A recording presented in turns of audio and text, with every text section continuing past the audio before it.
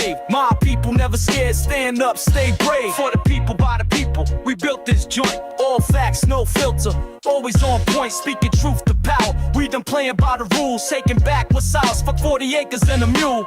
Yo, yo. This is America. This is America. This is America. This is America.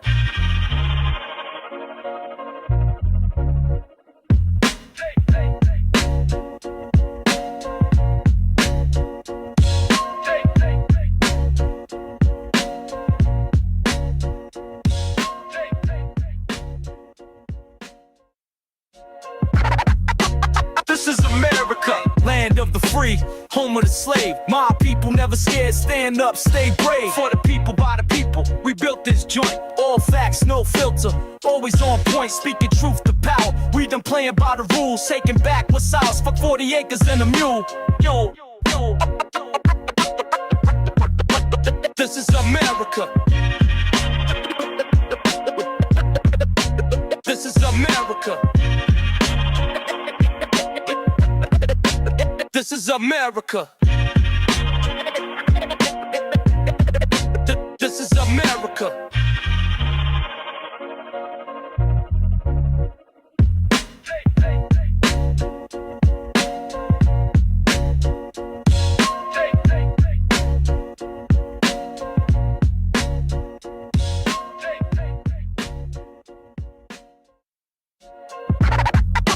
This is America, land of the free. Are you ready for all the facts, no filter? Then lock in with the FTP podcast. For the people, by the people. Politics, race, pop culture, and community from a Black perspective. Raw, real, uncensored. Connect with us online at the FTPpodcastnetwork.com. Watch us live every Sunday, Wednesday, and Thursday at ftp-live.theftppodcastnetwork.com. Subscribe on YouTube at For the People Podcast Show. Follow us on Instagram at FTP Podcast Show. And shop exclusive FTP merch at ftp-store.printify.me. I have thoughts, great thoughts, the greatest thoughts actually, really great thoughts. Have you heard of BBC? You know I love BBC. Love BBC. Barack's big cock. Love it. I saw there was a channel called BBC, so I tell my people to put it on, and they're British people talking. That's false advertising. You know, false advertising is bad. I never false advertise. How can you have BBC in the title and not show Barack's big cock? I have to call King Charles because he can't advertise BBC and not show it. I mean, you have to show it. Can't not show it. Shh.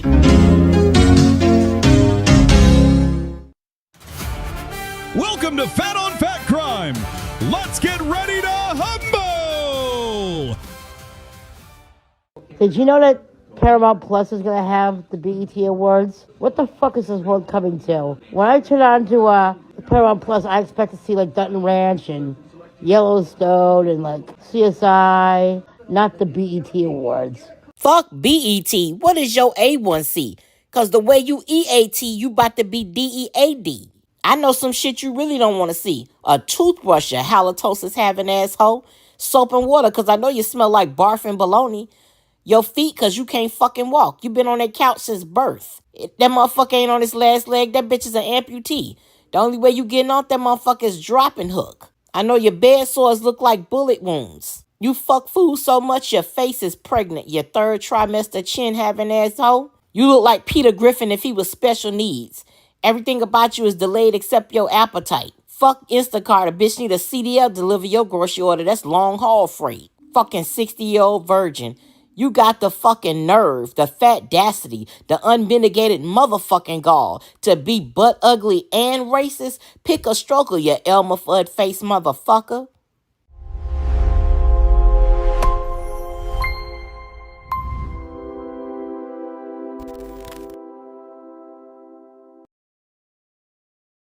Trey Rich Live is here with the summer anthem, Black Boy Joy.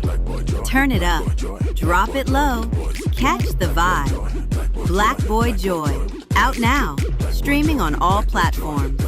Black Boy Joy merch is exclusively available at the FTP store. Order now at ftp-store.printify.me.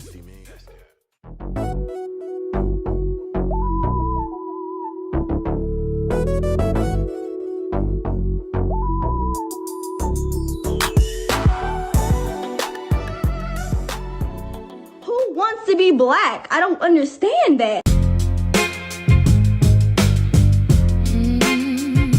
Say you don't like us, but keep us in your mouth.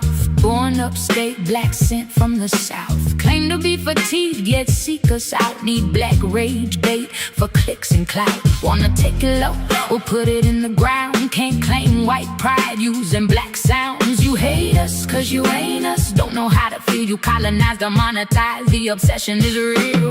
Quiet on the creek. Quiet on Dawson's Creek. Quiet on the creek. Quiet on Dawson's Creek. Quiet on the creek. Quiet on Dawson's Creek. Quiet on the creek.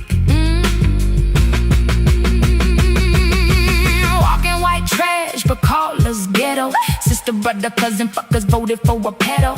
Becky from the Birds wanna be just like me. Black fishing niggas using AAVE. Talking black shit, cause you taking black dick. Fuck around, find out like white boy Rick. Quiet on the creek. Quiet on Dawson's Creek. Quiet on the creek. Quiet on Dawson's Creek. Quiet on the creek. Quiet on Dawson's Creek. Quiet on the creek.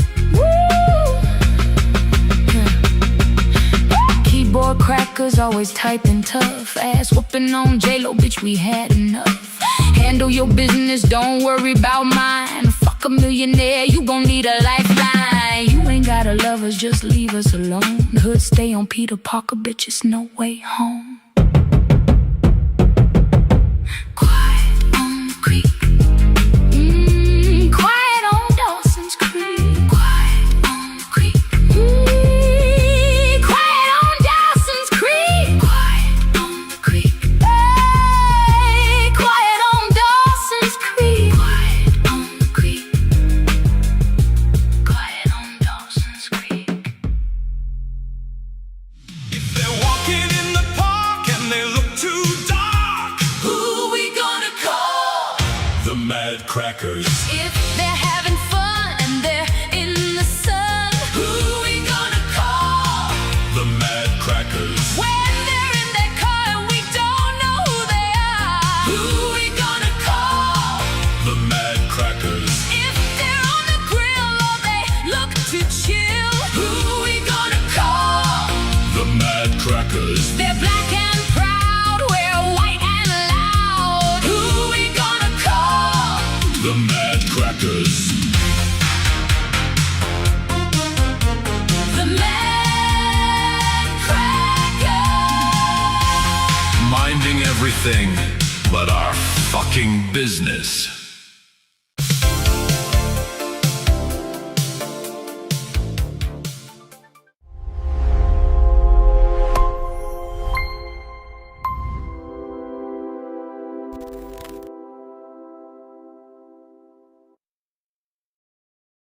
Check, check, check, check, check, check, check, check, check, check, check, check.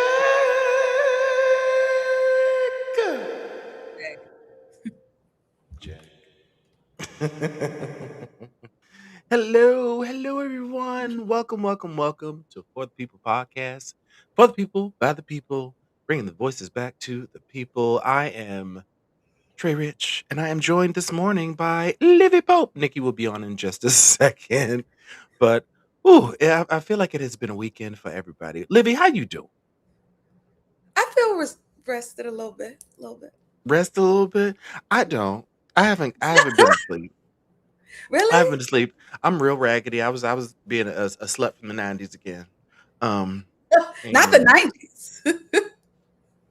But they specifically. know how to do it. It wasn't what you do, it's how you do it. It's just keep your shit Exactly. on Like the low. with Ain't with nobody these gotta frames on, you would with these frames on, you would have no idea. know. Like what my night. Did you walk in at like 6:30? Those are always the best nights.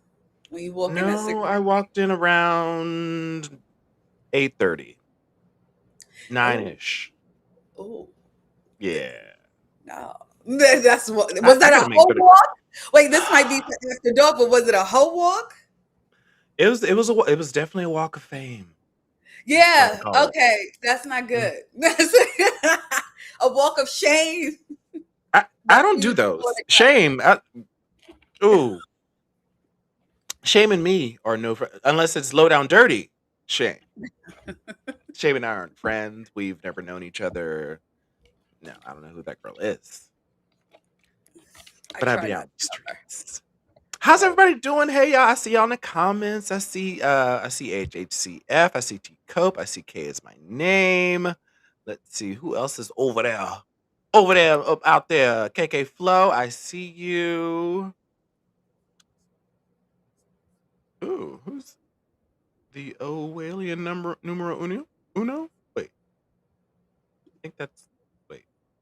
Are they new? Doesn't show me on my end. Hey y'all. Hey only Zeus. Man. The weekend has it wore flew me by. out. It is hot. It's hot as fuck No, I said it flew everywhere. by. It flew. You say it flew by? Yeah. That and it's hot as fuck. Particularly here in California, it's hot. It is real hot. I don't be Like outside, just child. I'm everywhere. in It's the hot. AC under my covers. Like I don't be outside. I'm in AC right now, but it feels like it's just like Oh yeah, that was like 3 days ago. The shit wasn't blowing like it was supposed to. I said, wait a minute it was now. not. What you got? What you got going on? Because it was hot as hell in this motherfucker. I said, wait. It was hot I everywhere. was like, did I pay the bill? I paid the bill now.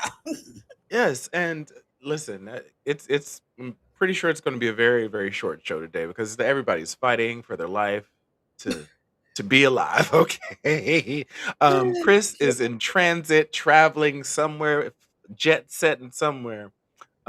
Nikki is trying to get her life together because her sleep schedule is all crazy, and then I'm the night owl.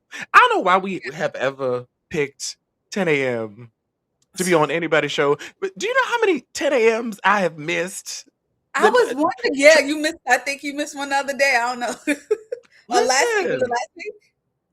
I But do when what I you said can. good morning to me, I was like, what the fuck are you talking about? Oh, y'all is 10 a.m. I'm It 1 p.m. and is. struggling. Oh yeah, that's right. Whoa, but wait I'm a on the East minute. Coast. It I'm in New is, York. and you're still struggling. Yes. That's a I problem. wake up at 1 That is a o'clock. problem. I wake up at 1 o'clock, especially on the weekends. Come on, come on. So I'll be struggling some Sundays. I'll be rolling over like they send me the link. Oh, Yeah, okay. So what you was doing for your night? What you was doing? nothing. I didn't do shit. What I did yesterday? Nothing. I did laundry till 1:30 in the morning. That's what I did. I'm happy I did it though. It was real bad. It was real bad. Oh goodness. So my body, my life is still catching up from my vacation to Puerto Vallarta. Yeah. Where is that? DR or PR? No, it's um Mexico.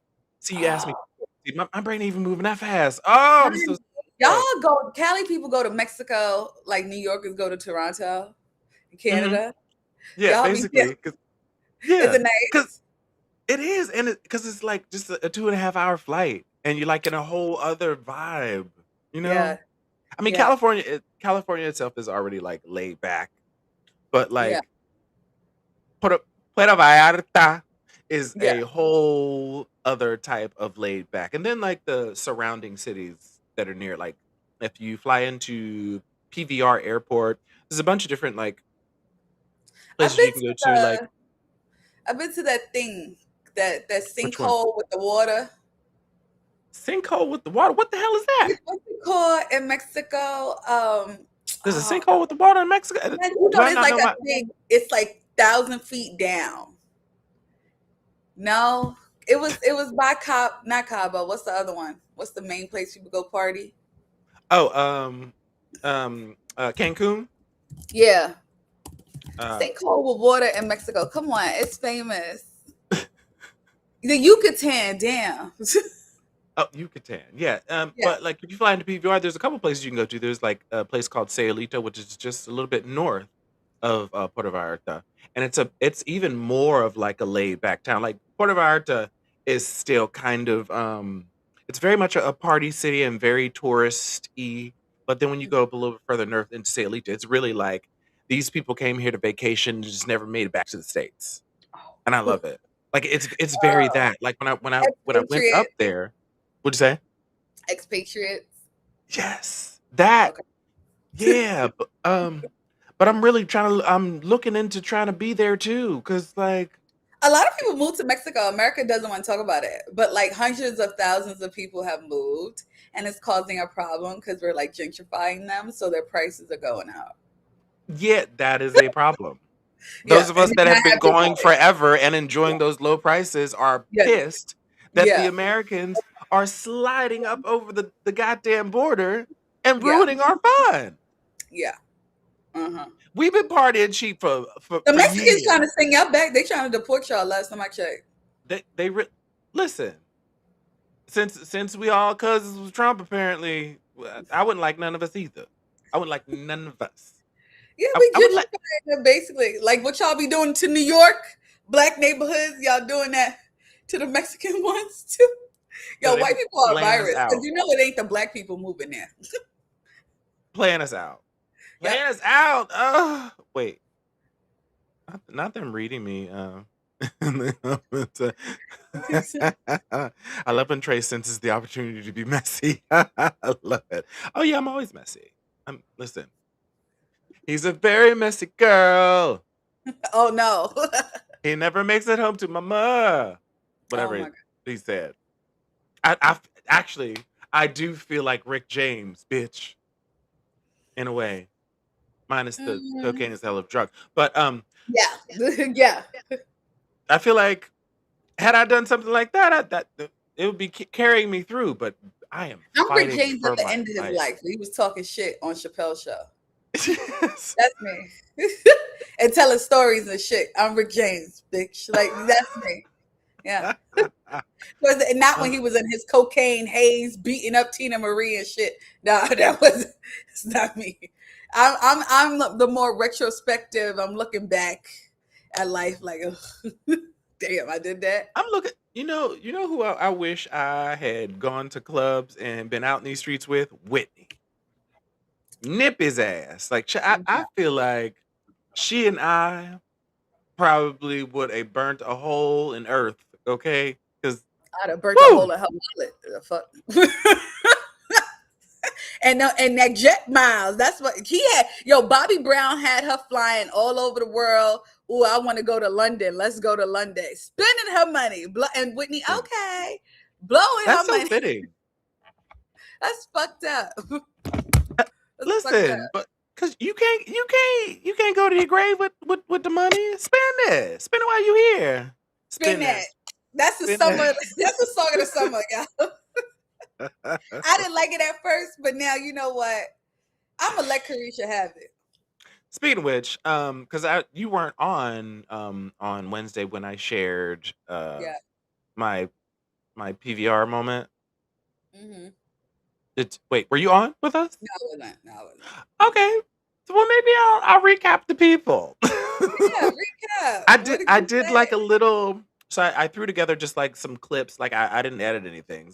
I just cut out things where maybe somebody's booty was on somebody's titty or whatever. Anywho, so I really just threw together little pieces of my trip and gave people just a little rundown of what I experienced in weekend in Puerto Vallarta. So without further ado, let's take a little traipse back to memory lane because it really take me back. I don't want to come back to the States. I I didn't want never to. I want just to wanted come to stay back. there. I never I want to just come wanted to back. stay. So Yeah. anywho, this is the villa. Ooh.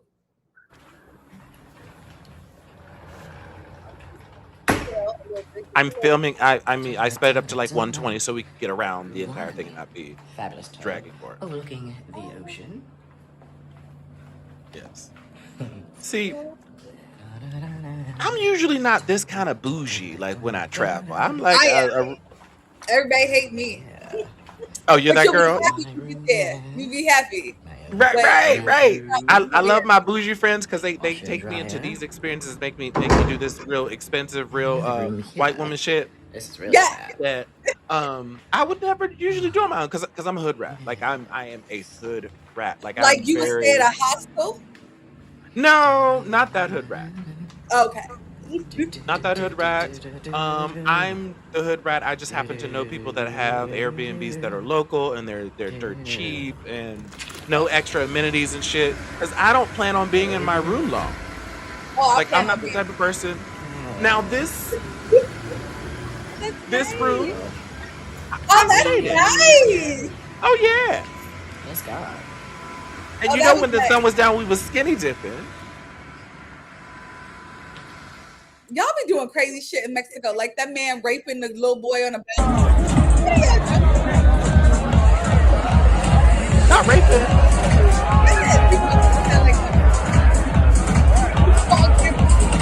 So yeah, this was all black people.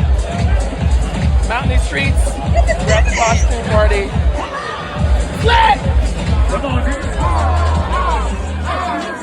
Damn.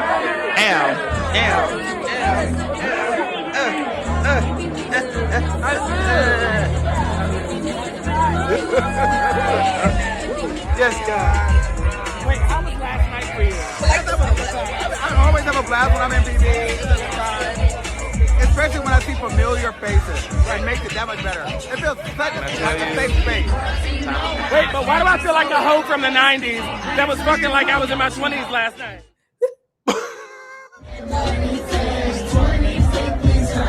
I don't know who I thought of course they were playing that song, so I had to capitalize on the moment.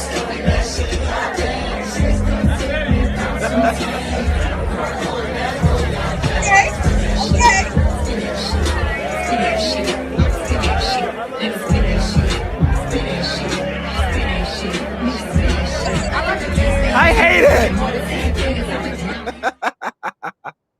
So yeah. Yo, you're a mess. These motherfuckers. Me trying to nap. I'm trying to nap. Why are they doing this to me? Day drinking always takes me out, and my friends know that. And this is what happens when I'm trying to nap. Not praise the Lord. Yeah, I know that song. Wait. Disrespectful.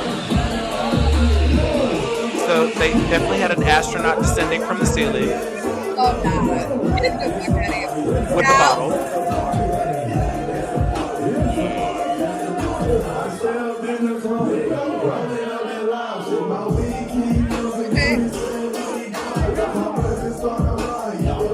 So an astronaut descending from the ceiling being chased by an alien, by the way. Now this is the actors. Yes, gospel in the club. Yes. Throw it in the circle for the Lord. Throw it in the circle for the Lord. Throw it in the circle for the Lord. I was doing sorry for that. I love that shit. That's a nice mix. That's a nice mix. Oh my God. So a time was had without me. Boo. Yes, a time. Yes. Dorinda Clark Cole entering the chat, baby. Yes, God. When I tell you, I do bring back girls going wild because that's what my segment should be. Not out in the streets, but Trey gone wild because I'll be in some wild ass spaces. Or Trey like Freak Nick. Yes, Trey's Nip. Trey Nick. Yes. Oh, that would be wild. I also feel like I'm the new downtown Julie Brown from MTV. Remember from MTV, you had downtown Julie Brown. She was like the British girl. She used to have wear these crazy hats and these like little dresses. You don't know downtown Julie? Wow. Am I aging myself? Damn. Yeah, I think so, homie. Damn. Julie Chow? No, Julie Brown. Julie Brown. Yeah. Baby. Oh. The black girl? Oh, yeah, I remember her. Yeah. She looked like the girl from Spice Girls. Yeah. Yes. But that was definitely 80s MTV. Yes. I'm a 90s baby. Excuse me. Nobody asked you to clarify. The question wasn't asked, though. The question. You see how bitches get on and they get shaky. Dates and times. Sorry. But I was like, that's the 80s BJ. Wow. Remember? Yeah. Wow. I was with that white guy. What's his name?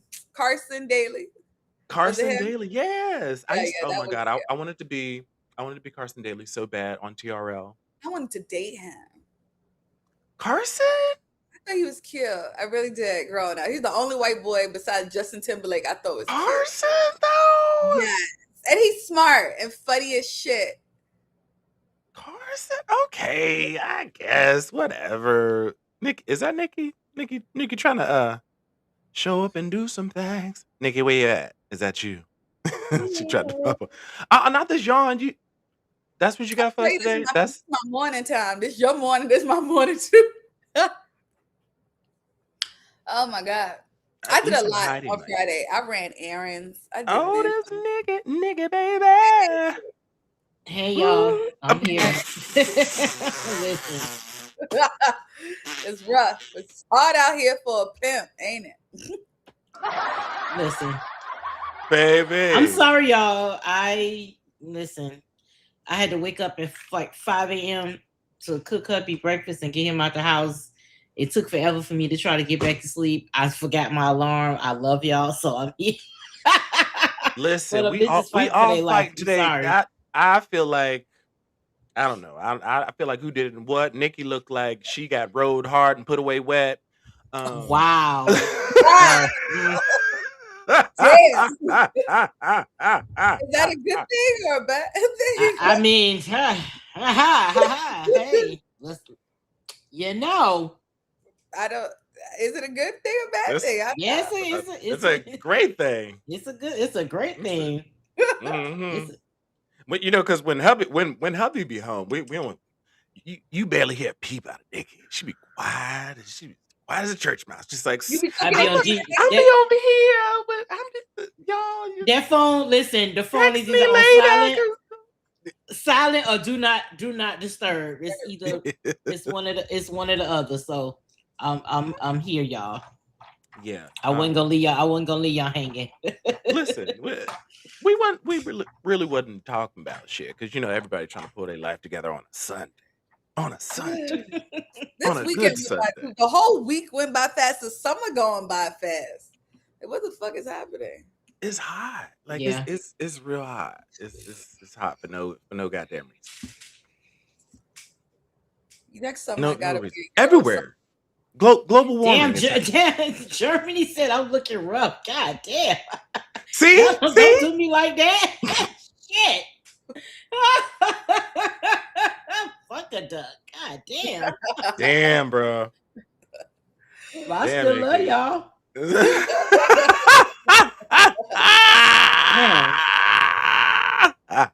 Damn, Germany gagged me. Shit. Damn. Like, you gotta, that's a real family unit. Together. I was gonna put on my little head wrap and shit. And I said, Quad Dawson's Creek. Listen. They act like you that girl that had that wig on and she sat in the car and her family was like, "Oh, you take that wig off. You look a mess." Damn, that was hilarious. They ate her ass up. That was messed up.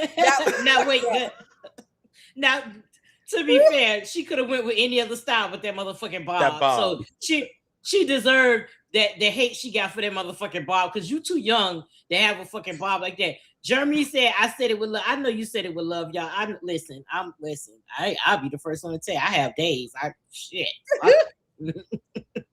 Y'all wasn't gonna get me today. I said, let me get my shit together real quick. Let me use these last 5 minutes. Get my shit together. Jesus, I almost had sunglasses on. I wanted to do it. I was gonna do it, but I said, you know what? I was gonna do it, but I ain't even throw no. even like do my face like I normally do. I said, damn, I gotta hurry up and get the fuck on. But I had to stop and make some coffee because I would have been like, like, you know. So we here, everybody. We up for the most part. We're gonna do what we could do. So hey, let's keep it. Does Let's keep it going. anybody Yes, have we're struggling. anything that has blown across their timeline in the last day or so? They're just like, oh fuck, not many people are talking about this. Me. Like I feel like a lot of the people are talking about the same things. No, I got one. What you got? This Kentucky child was, I'll read you, it's from the New York Post, it's on Twitter. Kentucky child killer who stabbed sleeping boy to death, released from prison as father slams judicial system. So it's a little white boy and it's a black man, and yes, he looks like a hotep. So who did the crime? The black guy? The white boy in his sleep. It's not funny, that's fucked up. I mean, it's killing kids is a bridge too far, but I mean, they be killing our kids shit and getting off. So, who killed a black kid and got off recently? Damn. Four white boys. Damn. Oh. Do y'all realize that is like literally our like? Do you realize like how desensitized we are? The fact that that is literally our conversation. Like who killed a black child today? Yeah. I think they should put. I want NAACP to put the flag back on 42nd Street or wherever their headquarters. Their headquarters is like on Wall Street now. They need to put the flag back that says today someone was lynched. They used to hang that shit in like the 1900s every time somebody was lynched. They need to bring that back. Today a black man was lynched. Or just unalived at a public event. I just saw a video.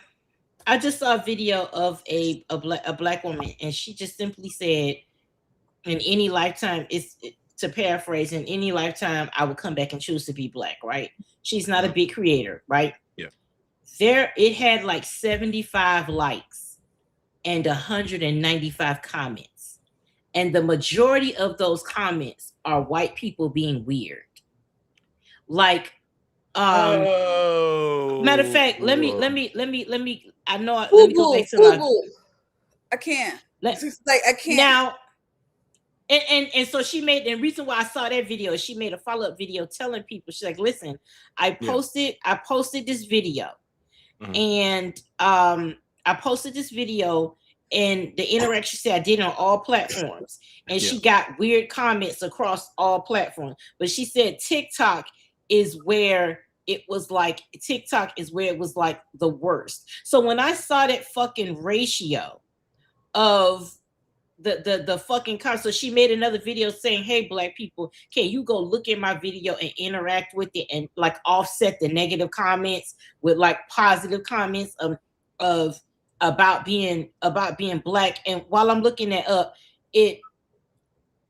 what I want to say is what people were like, why are you leaving? Why do you allow racist and negative comments to like stay on your page? And like, what do y'all, while I look for that, what do y'all think about that? Because the point is, it's like, okay, it's my page. I don't want to see that, because when you have a lot of things, like let's say when people's being racist about Longhorn, when they had the Parmesan crusted, and every comment in there was about black people and how we put Parmesan on. It was just racist comments, right? They left them up. They didn't say, "Hey y'all, we don't condone this shit." They left them up. So it's like, when it's your personal account, do y'all leave the comments up or do y'all delete it? Me personally, I go through the shit and I delete it, because I'm like, because a lot of people be like, "Oh, what are white people?" And most of them go to filtered, but I delete that shit because you're looking for somebody to argue with you. And I'm not going to allow people in my comment section to argue with you about some shit about being black. I'm not going to argue with you about being black, and I'm not going to let people in my comment section argue with you motherfuckers about being black. Like, it makes, okay, here it is. I found a video, right? So it's 100 comments, and all good for you, a white guy. I would choose for you to stay a black woman. You can't put it up? Oh yeah, I'm on TikToks. Okay. Yeah, I'm reading it from my phone. I wonder, it's can you easy send to me say, the link? Maybe I'll be able to like Yeah. Okay. Let me send it to you. I feel like on my personal account, it depends what it is. But if it was racially fueled, I believe it because I want the whole world to see this bullshit. I'm real Emmett Till mama. Like y'all gonna see what y'all did. This is y'all people. Oh yeah. I know and that's why what I do is I made the thing where I take their comments and Make I videos post it. about So that. I sorry, I sent it to you, Trey.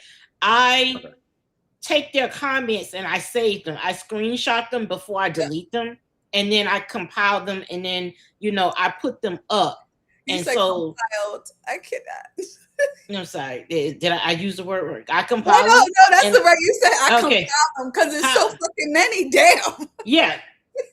So like I put them together and I post the module. I got in trouble for it last time but I think I got in trouble because it said keyboard cracker. Because had I just posted the fucking comments, then again they probably would have said some shit too. But it just it baffles me that somebody's saying. So I replied on the post. I said it's a lot of fatigued white people in here in this comment section. I was like, last time I checked, the scroll and block features were still free on this app. Because why are you in a black woman? All she said was in every lifetime. Hello. That's all she said. I would be black. Because they don't want to be white in every exactly. lifetime. They don't want and what it is that white people are they hate that we don't hate ourselves. They have tried so hard to make us hate ourselves in every area. They want us to hate our looks. They want us to hate our skin color. They want us to hate our looks. They want us to hate our body. They want us to hate everything about ourselves. Yep. Yes. Everything about ourselves. And no matter what they do to us, no matter how hard they try, no matter how hard they fuck us over, we still say, you know what? We come back as black every time. And they can't fathom that. We have fucked with you people for fucking 5+ centuries. We have fucked with y'all.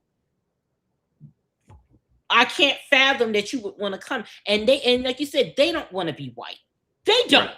If they had a choice to be black, they hate us. And it like I said in the song, they don't know how to feel. They hate us because they hate us and they don't know how to feel about it. They don't know how to feel about the fact that they're racist, but their children want to be black. Their children want to be niggas and they can't reconcile that. They don't understand. They and like black music. Exactly. They can't understand that, and they can't understand it within themselves because they themselves too want to be black. And so they have to hate it. But this is the video. So I'll play the video and then Trey will go and look at the comments. Ew. Let me see if this thing is playing for me. Just off the rip, I know why they mad. Just know, if I had to choose, I'm choosing to be a black woman every single time. All I know is, if I had to choose, I choose to be a black woman every single time. I'm not going to explain why. Just know, if I had to choose, I'm choosing to be a black woman every single time. All I know is, so that is what that was. No, did you see the comments though? Can you pull up the comments when you go to the video? Hang on.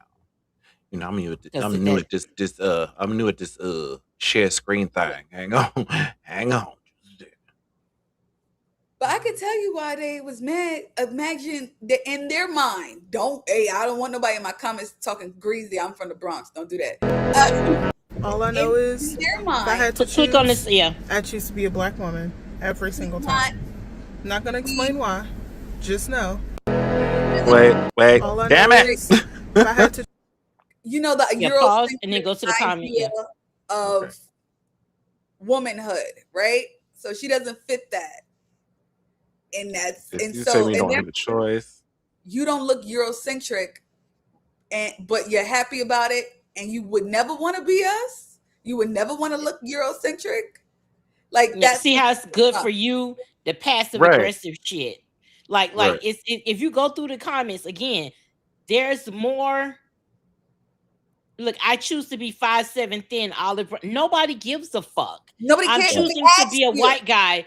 That doesn't make me better than anyone. Try the same thing. Nobody said that. She never once said being black is better. She never said that. She said I would choose to be black. Y'all are so racist that's what y'all would say. You would say that. It's the same thing. Good for you. Now turn into one of those that wears a white girl looking wig and bleaches her skin to look more white. See Beyonce and Serena Williams. Y'all swear. Now Serena Williams, I will say she done did something to her skin. Beyonce done always been a motherfucking red bone. So y'all can miss me with that shit. She's always been light skinned. She's always been. Y'all She's are not even a red bone. She is a yellow bone. She is. You're not gonna sit here and say. You're not gonna sit here and say that about you. You always.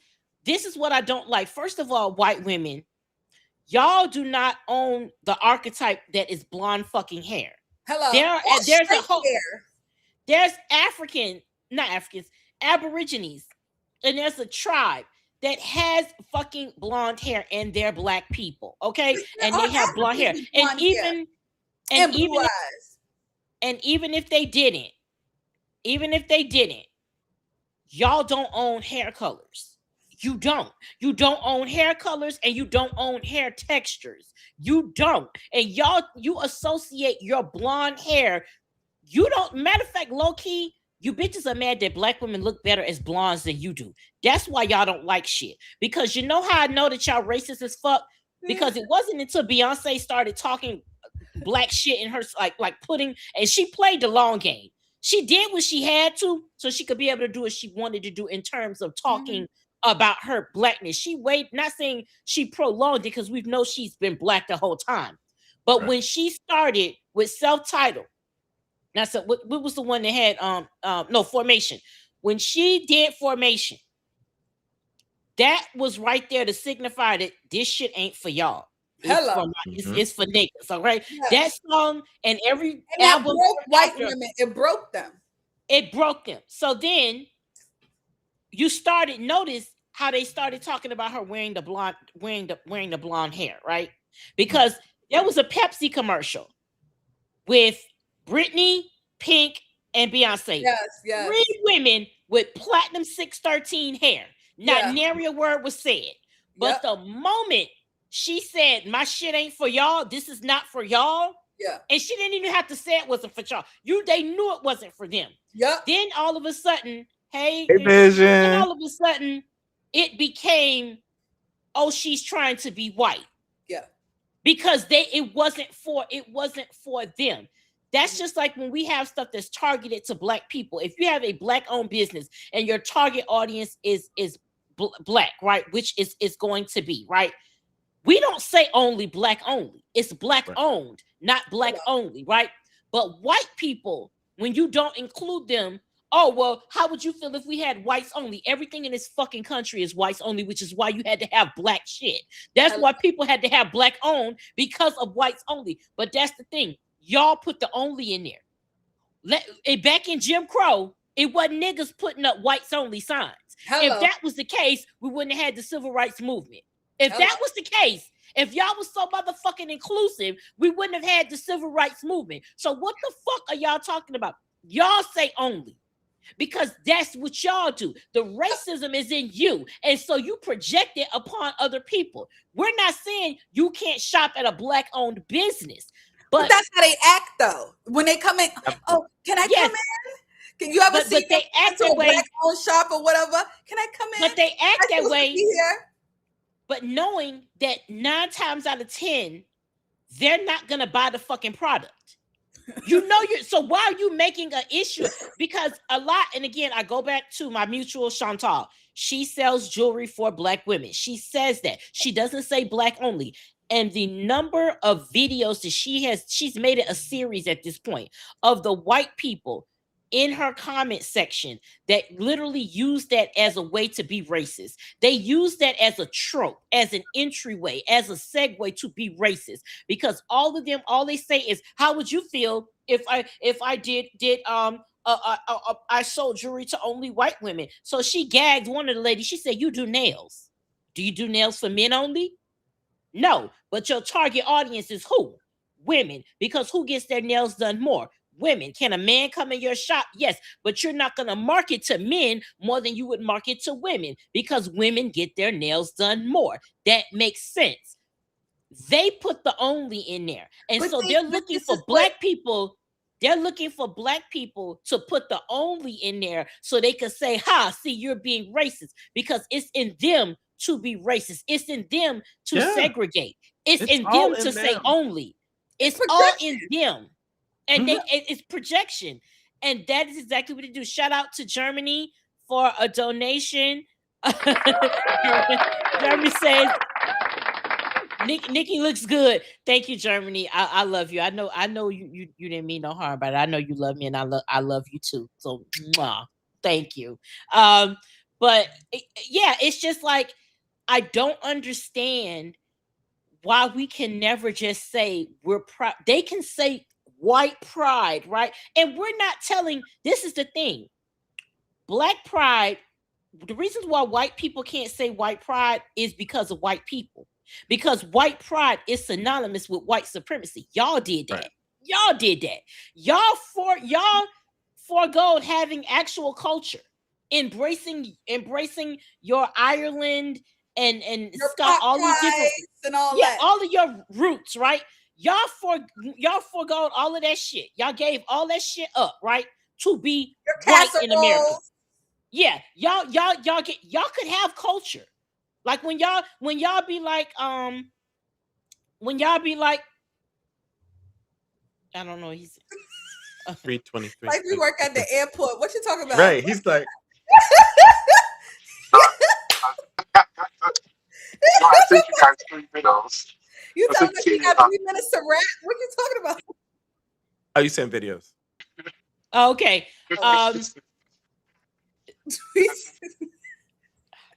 I would have never got that, sir. You said 3 something. I said, what? We got 3 minutes?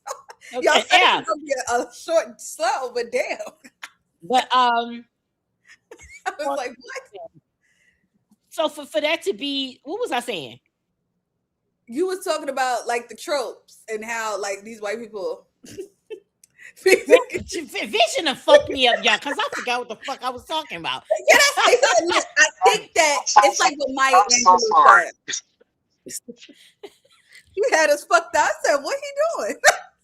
You didn't see my face. I was like, I don't say nothing, but my face gonna tell it. Wait, what's that mean? If you didn't understand what he said? What the fuck? I swear to God, I thought the man was gonna tell us we had 3 minutes. I was like, do you know you have 3 minutes? You have 3 minutes. He came on, he signed on to rap us, like wrap this shit up. Listen. Yo, I can't. Look, Maya Angelou said it best. These white people know the truth. They know that we don't mean they know black power does not mean anti-white. They know white power means anti-black. They know this shit. Oh, yes, black that's fatigue. What I was saying. They want us to be fatigued, arguing with their ass, telling them about themselves and telling them the truth that they already know. It's basically to fuck us over. That's it. Yeah, that's what I was saying, the white pride part versus that. White pride, y'all have made that synonymous with white supremacy. So the shit that you doing, you can't say I'm proud to be white because look at what it comes with. Versus when we say we're proud to be black. That's what y'all hate. Oh, well, I'm proud to be white. Why? Look at everything your ancestors have done in this fucking country. I ain't never heard of black people eating babies. I heard of black people molesting babies. I ain't never heard of black people eating no babies. That's a little y'all do the shit that y'all done. What is it to be proud of? That's the thing. When you say white pride, what is it as a white person to be proud of in the grand scheme of shit? Ancestrally. That's the problem. What the fuck? Nothing. What? And that's what it is. Y'all know. Y'all are ashamed of your fucking whiteness. I don't give a fuck. Y'all have to hang on. Yes, and you have to. That's the thing. They have to hang on to white supremacy. That's like I was saying on Court of No Appeals. When these people start their content and nobody's paying attention, so you use black rage bait. once you open that Pandora's box, you have to stick to that because that's the only way you get views. So you have to then box yourself into hatred. And you can't step outside of that. A lot of these people have boxed themselves into hatred. So they will not step outside that box, because if they step outside that box, they have no identity outside of hating niggas. They don't have it. And that's what they're afraid of. Their whole bloodline is hating black people. That's all it is. And when you don't have it, and when you don't have anything else, it's hard to step outside of that and say, hey, they built their identity. The Mayo Brigade has built their identity on hate, pillaging, raping, colonizing, conquering, killing others. Exactly. And so and that's their thing, and they can't say they're proud of that. They that's why they push, oh, we're proud of it. No, you're not. No, you're not. And if that was the case, if you were really proud of that, why does it upset you for black people to say they're proud of that? When Latino people say they're proud to be Latino, y'all don't say shit. When Asian people say they're proud to be Asian, y'all don't say it. But the minute we say we're proud to be black and we would be black in every lifetime, all of a sudden you take such offense to that. You know why? Because you can't all lives matter it. That's why. You can't take it and be like, oh, why wouldn't you want to have lice? Why wouldn't you want to be where you don't take baths every day? Who doesn't want that? Who doesn't want to grow up with hair that's thin and it gets thinner with age? Why would you want that? Why don't you want to grow up and look like when you're 23, you look 43? Why don't you want to age rapidly? Why don't you want to be in? Yeah, it's just like, I don't understand how you don't want to be all of these boring ass things. Why would I want to be a mutation that is trying actively to be the original? That's the thing. Y'all, it's fucked up when you motherfuckers is on here talking about how y'all built the pyramids. That's when it was time to check the fuck out. That's when it was time to check the fuck out. When that white man got up here, when that white man he was on some show. Meanwhile, the mummies got nappy head and meat, y'all. When they did the mummies be nappy head everywhere. It was a white man that was on some CNN. It was some cable news show that he was on. And he said, "Oh, he's ordering." Come on, food. What you getting us? What you log out for me? I'm gonna put my hand on your shoulder. I'm gonna need for you to log out. Listen. Side out. Can I get a little piece of burger? Can I get a piece of burger? I'm starving right now, like Marvin. Okay. Right. So when you're doing shit like that, it's just like, white people are exhausting. That's the point. That's what Maya Angelou was saying, and I think Toni Morrison said it too. The point is to exhaust your black ass. That's what it is. That is part of psychological warfare, which is part of racism. To exhaust you in every way, shape, or form, and this is one way they do it. And yet they claim and yet they're the ones that's fucking claiming, oh, we have black fatigue. There's a woman. I gotta show. Let me send you. Let me find that one. We got something else. Today. Okay. Yes. I saw that yesterday. Yeah, that was bullshit. You killed my grandmother. It's over for you. I don't care if 6 months or not. 6 months in jail. That's crazy. The 19-year-old teen sentenced to 6 months in jail after killing 2 women in a 100-mile-per-hour crash. That's crazy. So that their lives just gone, and 6 months. Damn. That's fucking crazy. If you kill my grandmother, that's it. Game over for you. Damn. That could hear me though, right? You can hear you. But like it literally cuts your sound off as soon as you stop talking because the noise cancellation. So we hear the center of what you say, and then that's pretty much it. We don't hear the beginning or the end. Are you in the airport? Yeah. Mm-hmm. Yeah. You know, he flying around the world, child. But the job. He important. He in where? He Bora. important. No, he important. Oh. I was about to say, you in Bora Bora. What the fuck you doing on? I mean, let it go. I wouldn't be on. Yeah, we can hear you.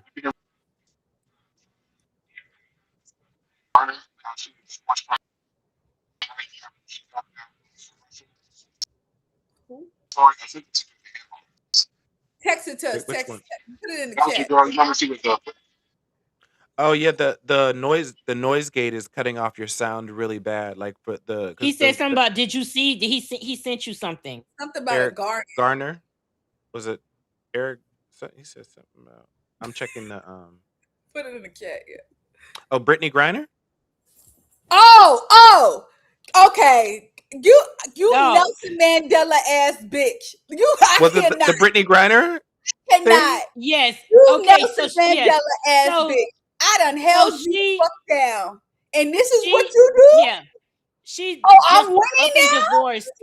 Up and divorced that black. Mind you, this is the second wife that she's left with a child. Wait, so how you gonna be a deadbeat stud? Like, y'all are usually. All the niggas ain't shit. Just the niggas that want to beat you. All of them ain't shit. Her first wife was Glory Johnson, and she got pregnant with in vitro whatever IVF with twins, right? And she signed the paper saying, I'm gonna be responsible for the twins. I'm the baby daddy, basically, whatever, right? So then it came out that that Glory allegedly slept with her ex boyfriend or whatever. So Brittany Griner was like, "Oh, them babies might not be mine. So I'm just gonna leave you and leave the fucking kids." But then the court, I guess they must have did the DNA test and the nigga wasn't the daddy. So it's like, nah, bitch, you signed up for this shit. So whatever. So she's divorced Glory Johnson. I don't know if she's still financially taking care of the babies, but the court found her liable and that she has to take care of the babies. So then the wife she's with now, she's been with for 8 years, that fought for her to get out that when them Russians had her ass. She fought tooth and nail to get her out. They got a white looking baby, and now she done up and left this one. So now she got soon to be two ex-wives and now 3 children. So I've seen deadbeat niggas, but not deadbeat studs. I thought you studs prided yourselves from taking care of bitches. Deadbeat stud is crazy. I thought, you know what I'm saying? First of all, how you a deadbeat dyke? How you a deadbeat dyke? That's just not like, like all right, so this is where we sign off. This is literally like I don't. You dead. Hey, you deadbeat dyking. Listen, I'm sorry, y'all. I'm saying it in jest. This is not to be homophobic. They're gonna be in the comments. They're gonna be in the comments. I know listen, y'all. you know they're gonna Listen, you know, I some know white y'all gonna be in person or something. Listen, I know y'all gonna be in it. Look, y'all should know me by now, okay? Like, it's certain shit is funny, all right? Deadbeat dyke is fucking hilarious. Okay? If you can't take that, if you can't take that joke, it actually is. If you can't take that joke, I can't even lie. you know what I'm saying? You deadbeat dyking? Like, how you deadbeat dyking? That's just like, listen, you can't listen. This is not a homophobic show. Y'all already know. Fuck it. The co-host is in the fucking alphabet mafia, my nigga. Like, we can't be. No, I can't. Wait, I can't even say that because it's like, well, if you're black, I can't say, But y'all know that we not homophobic over here. But not that the alphabet mafia, yo. Dave Chappelle had me crying with that one. Yeah, but it's we not being homophobic because we already got called out for the intro we did about Lindsey Graham and the sassiness and shit. And just to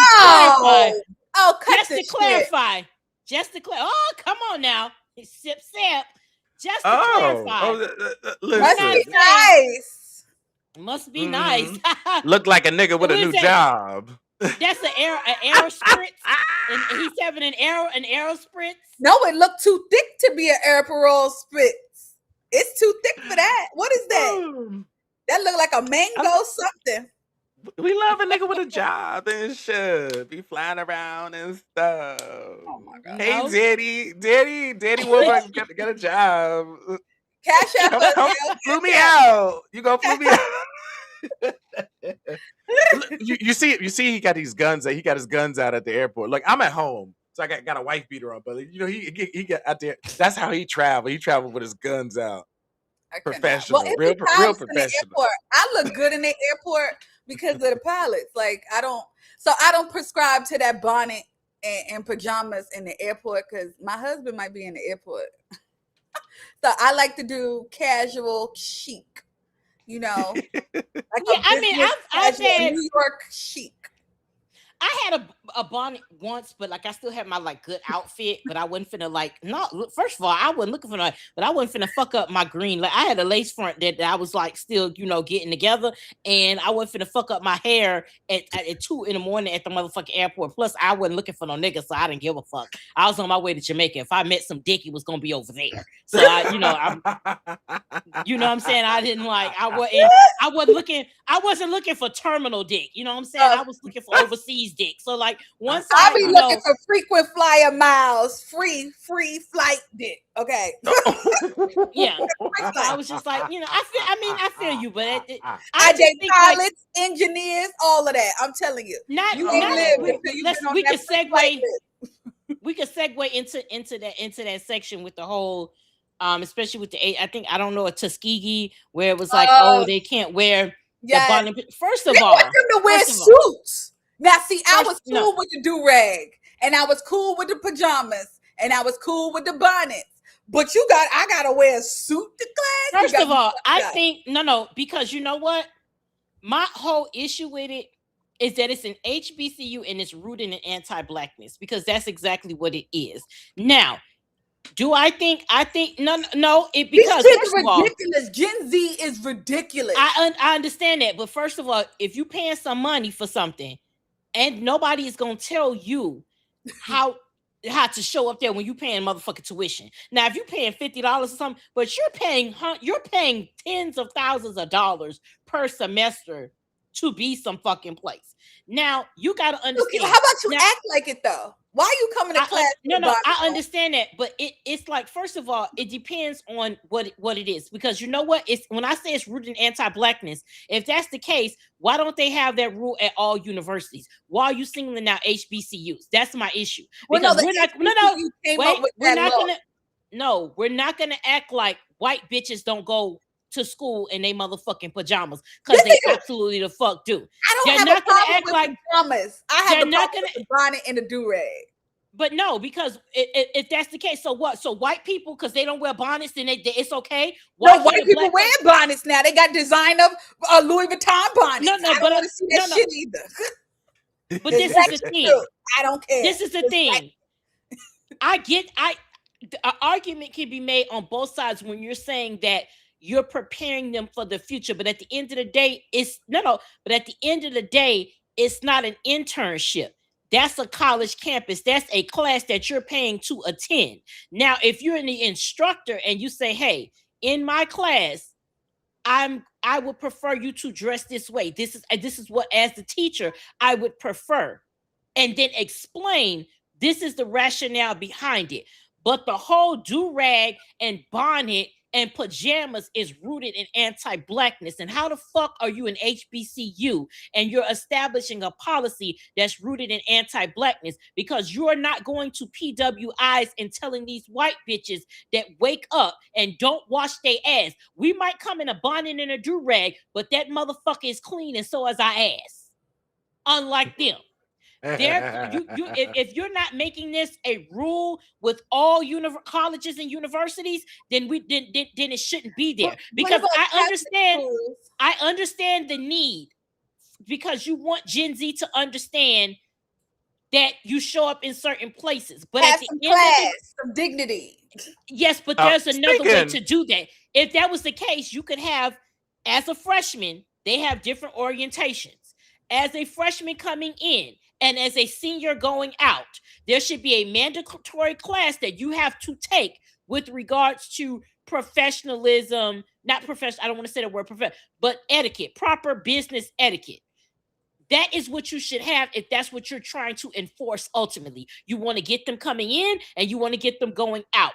But if it is 7:38 in the morning and you're trying to make it to class and you're a college student, it's still at the end of the day, it's a class, it's not a job. And if they want, if as long as they're learning the lesson, as long as their grades are good, as long as they're doing what the fuck they came there to do, how they look doing it shouldn't fucking matter. My only issue is that the thing itself is rooted in anti-blackness. That is my issue. You're not doing this to all campuses. So if you were to try to say that this is something that is going to be across all institutions, not just HBCUs, then you have some legs to stand but on. It's just but one we can't HBCU doing it. Either, yeah, but you couldn't make all colleges do it. You couldn't make all HBCUs. I mean, you can't. You can't. But the fact that it is an HBCU and you're leaning towards fucking respectability politics, the whole point of it being an HBCU is to be a safe space for Black people to get an education and not have to deal with white society and the stigmas that come along with it. And here you are using that same shit in a space that's supposed to be safe for Black people. I see what you mean. You know what I'm saying? I understand. What about Catholic schools and other parochial schools and private schools that require you to wear uniform? What's the difference? But the difference is that they're not adults; those are children. So if you want to imply some rules on some children, yeah, your parents are paying for that. Your parents may be paying for you to go to college. But as an adult, the whole point is to have a college experience. If you wanted to stay that way, then they should take schools and expand them to college level. If that's what you want to have, and you can have K through fucking K through bachelor's, K through undergrad in this motherfucker, if that's the case, so everybody can look the fucking same. My issue is not I understand the need for the policy, meaning that you're trying to get them to say, hey, when you step, when you step out, but again, there's ways to achieve that. Orientation, coming in, coming out. That is a way to do it. But you're a Black institution and you're using anti-Black rhetoric. That's the issue right there, because that's the slippery slope. Because if it starts with one, what's to say it's not going to start with the others? We're leaning into fucking whiteness is my issue. You're an HBCU, which was founded on the fact that we can't go to a PWI. This is a safe space for us to get an education. Again, I understand the whole bonnet and pajamas, and you should do that. My daughter, has she gone to school in pajamas? Yes. A bonnet? No. But has she gone to class in her fucking pajamas? Yes. But it's I never did it. It's but I feel like again, that's what sweatpants are for. Okay, but again, I get it. We're from two different generations, but it's a way to do it. You have pajamas that don't look sloppy. You know what I'm saying? You have the pants and the shirt, and it doesn't look sloppy. They're clean. They're coming to class at fucking 7:30, 8 o'clock in the morning. They made it the fucking class. Let's be happy that they made it the fucking class, because 9 times out of 10, they be laying in the bed. It is the bare minimum. But again, we still have to understand that the generations are different.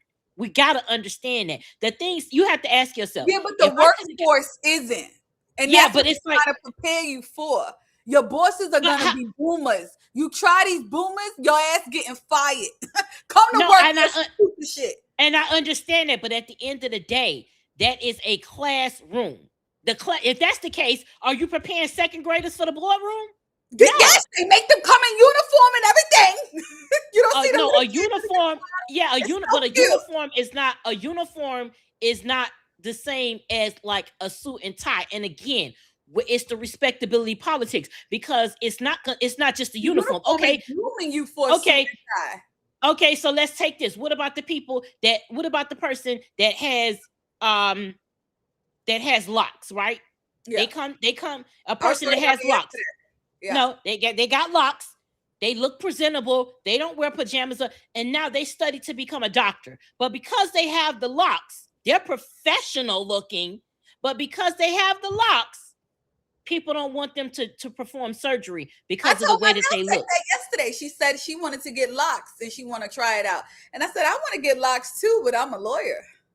And I know how the perception of lawyers with locks is fucked up, but I know the perception. And I'm like, I know, ain't gonna deal with that.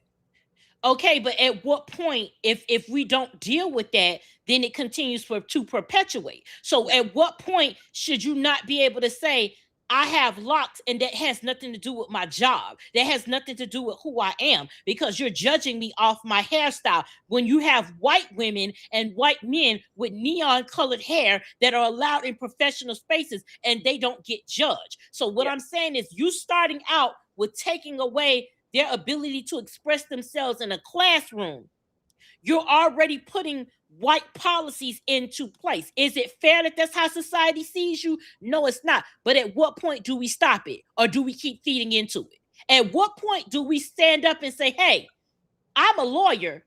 I have locks, but I'm a badass lawyer. Now, if you choose not to see that, then that's on you. But at some point, we have to stop with the code switching. There's a difference between decorum and code switching. There are situations that require decorum. I don't give a fuck what color you are. Let's say, for instance, that girl who graduated and bust that split on that stage. That didn't have nothing to do. That wasn't decor. That was a time. You know what? I let her rock because the niggas were doing back flips and front flips. You saw that nigga that did the front flip 5 times, did the back flip 7 times. Then fuck it then. Let her do the split then. Cause y'all up there making it fucking jungle gear gym. No, y'all okay. This shit is motherfucking Circus Soleil.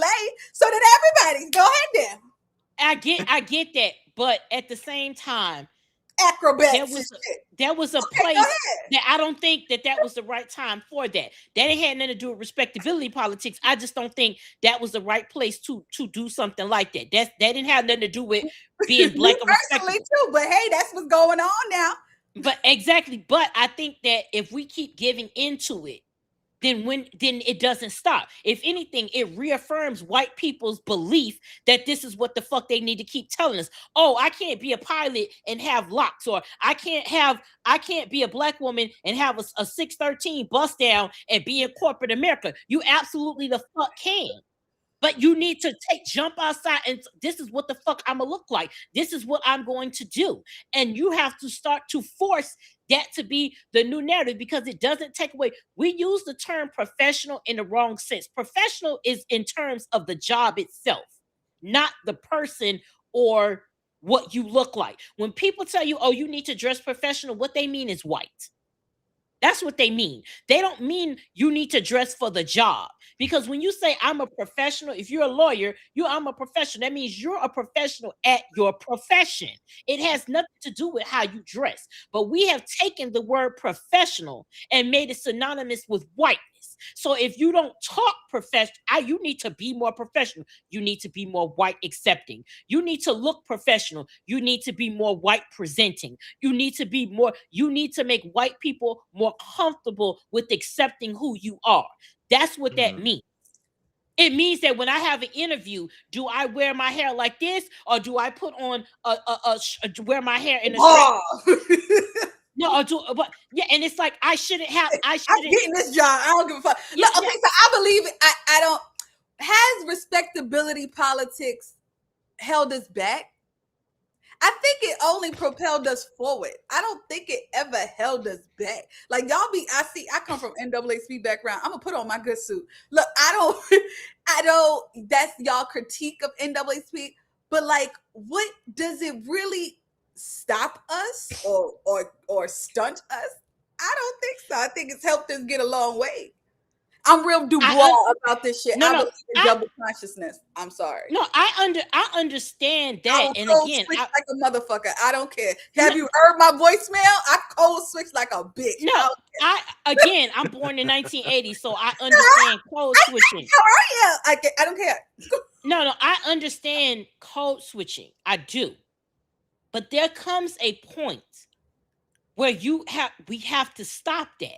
Because if we continue to code switch, I'm not saying. You said it, I'm sorry.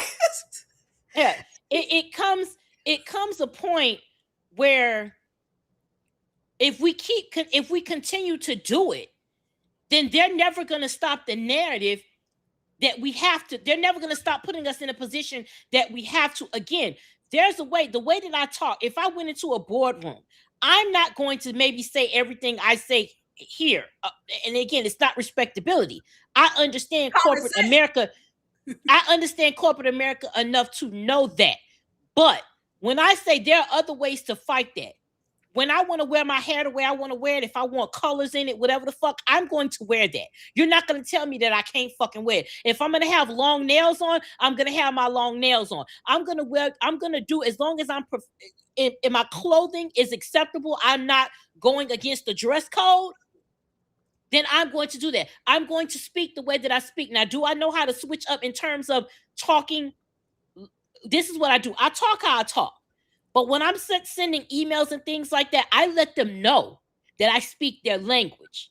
So they know I'm capable of it. That doesn't mean I have to do it. But we can't continue to teach pro-blackness, and at the same time, we're telling them to give in to white rules, because those rules are white rules. The fact that we have to code switch is done because of white people. So you can't teach your kids to be pro-black and be happy and accepting of who they are, and AAVE, which is our language, our dialect. We can't tell them to be proud of that, and then when they get around people that are white, that they have to change up who they are to make them more comfortable, because that's what we're doing. Was talking about that. I don't think Dubois was like, has it gotten us a place? Tell y'all that it's what's wrong with that. That's just how that's how the world works.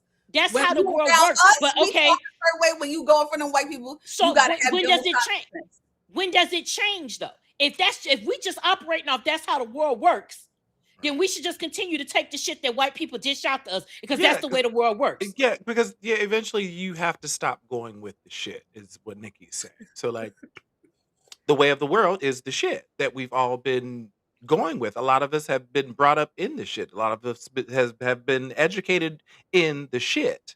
So again, like, when do we stop going with the shit? Well, that's stop playing the game. So if you don't play the game, you lose. I believe in playing the game because I want to win. But if you don't play, you automatically lose. So are we just gonna stop playing the game? Do you automatically lose, or do you just are you just not in that same game? Exactly, because the game, if you say if we don't play the game, we lose. But look at who started the game. We don't have to play their game, because if we stop playing their game, the game will. Society.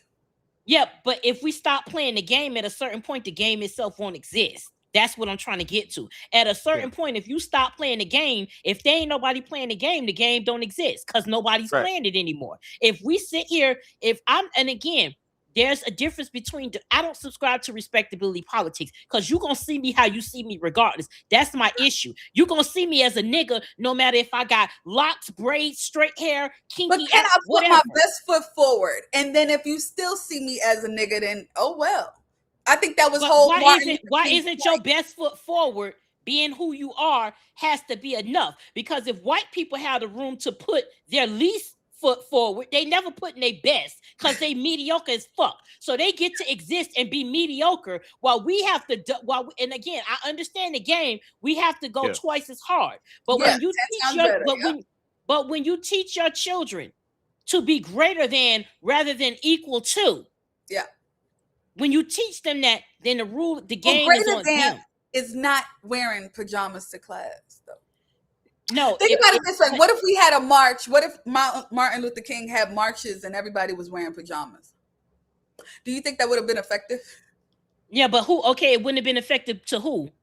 To get Europeans to think that what we were going through is wrong, and to get them to support us. But that's what you just said. That's what you just said. We got to dress a certain way for white people to take us serious. Yeah. Okay, so that again, and Martin Luther King wore a suit, and guess what? The nigga still got assassinated. So they all got assassinated. You know what? You know what? He got assassinated in a good-looking suit. He got assassinated. Fred Hampton wasn't wearing a suit; he was in pajamas, and he got assassinated. Exactly. So you know what? At least they kill you regardless. Exactly. So if they gonna fucking hit you up regardless, then be comfortable with that shit. Why the fuck are you trying to do? Why are you trying to like? That's what I'm saying. The reason why dandyism exists is because we had to prove to white privilege is being able to be nasty, dirty, funky, don't dress well, and still get ahead. But the onus of the anti of that is black people. Okay, like we have to dress to the nines. I'm not saying there's nothing wrong with being fly. You should be fly. That's what I want. But why is that a necessity? You mean I'm not again? I'm saying I'm not. I understand you should try to aspire. You're in college and you should go, dressed as you would for high school. You wouldn't go to high school in that. I get No, they that go to sense. high school in that too. But what I'm saying is the rule itself. They're not doing this to try to teach professionalism. They're not doing it for that reason. They're doing it because it's anti-black rhetoric. They're doing it because they want white dollars. They're doing it. It's not, again, it's white supremacy playing out as pro-blackness, and that's not what it is. And I see right through it. That is what the problem is. You're a black institution and you're dishing out anti-black rhetoric. At what point are we going to descend to whiteness? At what point are we going to say, we're going to do, if we want to wear a suit and tie, it's because we want to wear a suit and tie. It's not because we're wearing it to appease white people, is what I'm trying to get to. If you want to dress to the nines, if you want to dress a certain way, you should absolutely do that. But it should not be with whiteness in the forefront. You should not be getting up. Martin Luther King got up. And so who's to say that if everybody wasn't wearing a suit and tie, you couldn't be a part of the movement? If you didn't wear a suit and tie, you wasn't pro-black, you wasn't with it. Why do I have to dress a certain way for white people to take me seriously, only for you to still kill me at the fucking end? So wearing a suit and tie didn't fucking help, because they still killed that nigga at the fucking end. So the suit and tie ain't got shit to do with it. It's the message. It's the person. Fuck the outfit. That's the problem. And what I believe dandyism is like part of being a black professionalism. I feel like there is black professionalism. Like, I don't think when I put on my suit, I'm looking like Becky. Fuck no. I'm thinking I look like Diane Carroll. You know what I mean? I don't. Yes. No, I get what you're saying, and I understand that, and I agree with that to a point. But what I'm trying to say is we have to teach black children the difference between, and again, take out professionalism, because that term in and of itself is where the whiteness comes in. You can dress in great attire and be black and be proud of that and not be aspiring to whiteness, but teach them that that is what they're doing, versus saying dress professionally, speak professionally, as though the way you speak isn't. Who's to dictate that the way we speak isn't professional? White people did that. White people decided that the way that we speak isn't professional. Who are white people to dictate the way that we speak, whether or not it's professional, is what I'm trying to say. We're allowing white people to dictate what is acceptable in blackness. That is my issue. Shit. And at the end of the day, we want black kids to get jobs. And I don't give a fuck if it's a black job, a white job, or whatever job. Your black ass need a job. So yeah, do you play the game or do you not play the game? But still, again, the things always, when it comes to black people, we can't always play the game, because that's how we got tricked. Okay, we were probably playing the game and got tricked onto a ship. So then you have to have the the Harriet Tubmans who are going to say, okay, let's not go with the shit anymore. Let's stand over here and let's get every now and again, we're gonna get more people to come over here. Now we have this stream that is happening. So two things can be true. Yes, there is comfort and there is opportunity in the assimilating. Mm-hmm. But when it comes to, like, okay, so we've done this for a long time now, we're feeding into their system and we're under their thumb. Now what are we doing? We're just gonna sit here? Are we not gonna, like, do what we were supposed to do? Or are we just gonna sit here with this method that has been working for the society that is actually theirs? I feel like we need everybody, and like this is like Dubois versus But it's not a need everybody, because we can listen. It's not an everybody. We black people, we wish it was everybody. Like, there's no black person on this earth that's like, oh, I wish it was just us. That's the problem. If black people were like, oh, no, I'm talking about black people. Within black people, we need the Booker T's and we need the Dubois. That's what I was saying. We need everybody. Absolutely. Yeah, we do. That's what I meant. Yes. You need both sides. You need the side that's radical, that's gonna go with the shits, that ain't with the shits and all the things. And then you need the side that's like, yo, I'ma sue y'all. I ain't taking this to the street. I'ma sue the fuck out of y'all. But you don't have everybody if everybody's assimilating. Exactly. And I think who's to say that the person that ain't with the shits can't sue you? That's the perception. I believe in both. I believe in both. Exactly. So don't think that just because you dress like Fred Hampton don't mean you ain't gonna get your Martin Luther King on in a fucking court of law. Because you absolutely can. But that's the perception that we're trying to say is that, oh, if I look this way, in order for somebody to take a white person to take me serious, I have to. It's just like when people tell me about my language. Oh, well, if you said this, then white people would listen. Okay, well, you're under the perception that I'm talking to white people. You're under the perception that I'm trying to get white people to change. I'm not trying to get white people to change because I know they're not. I'm saying what I want to say as a black woman.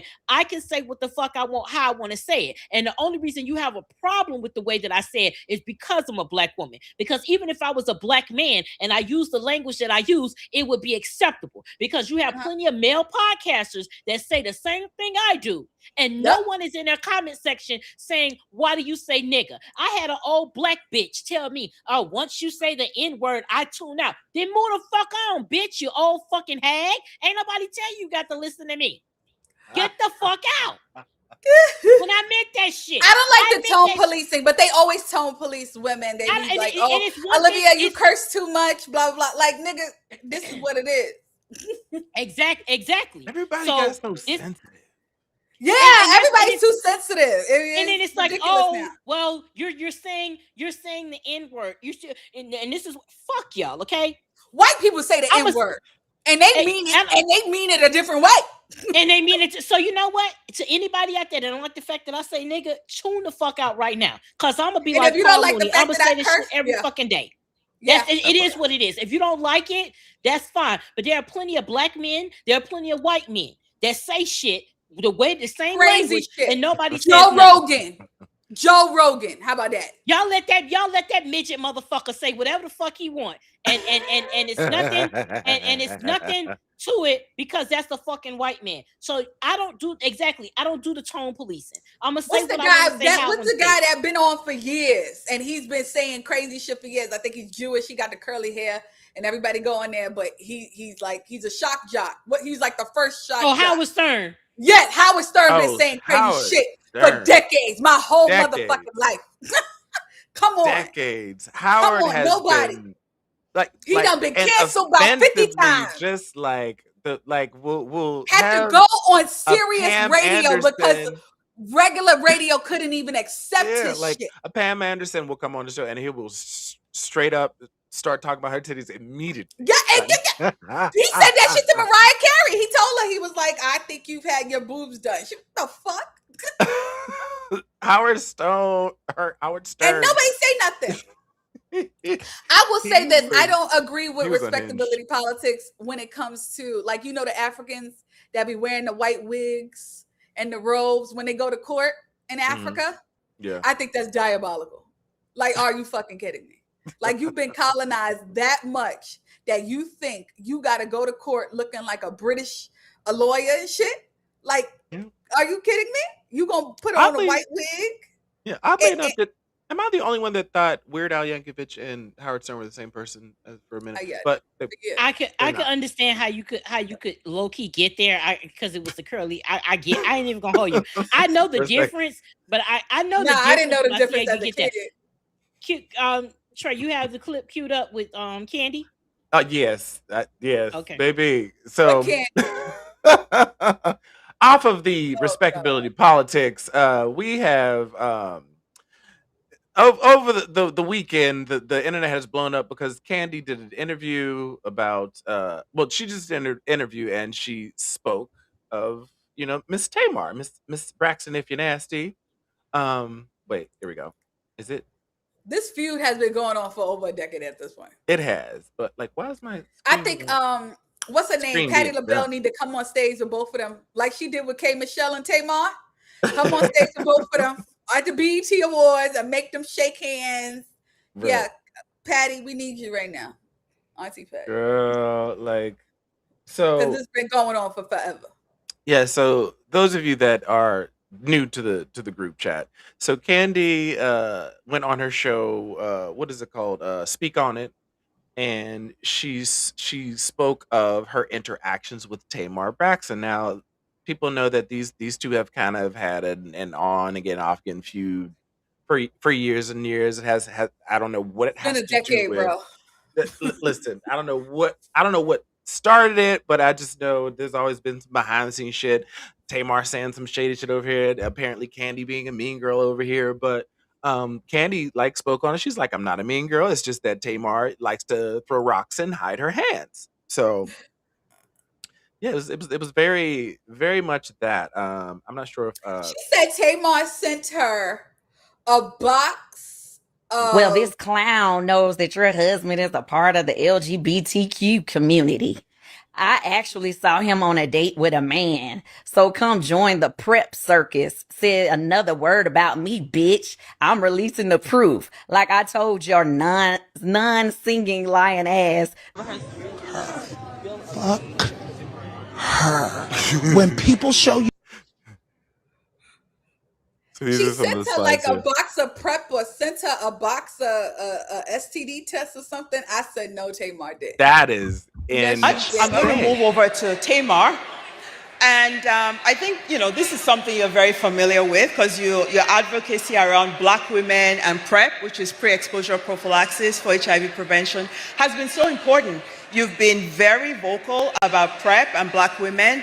And we know that only 9% of women, of PrEP users in this country are women, right? So we have a long way to go. And the reason being is because we are the infectees. We make up over 50%. Now, when I first started talking about PrEP, it was 47%. So much of your story. Anywho, Can we have a conversation about PrEP though? Oh, we could definitely have a conversation about PrEP. We really need that. We really need that. What are your questions? Because Well, before we get into what was Nikki gonna say? Yeah.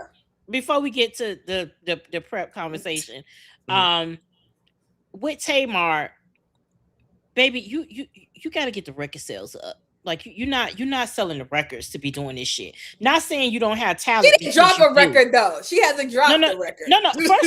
First of all, I will say this.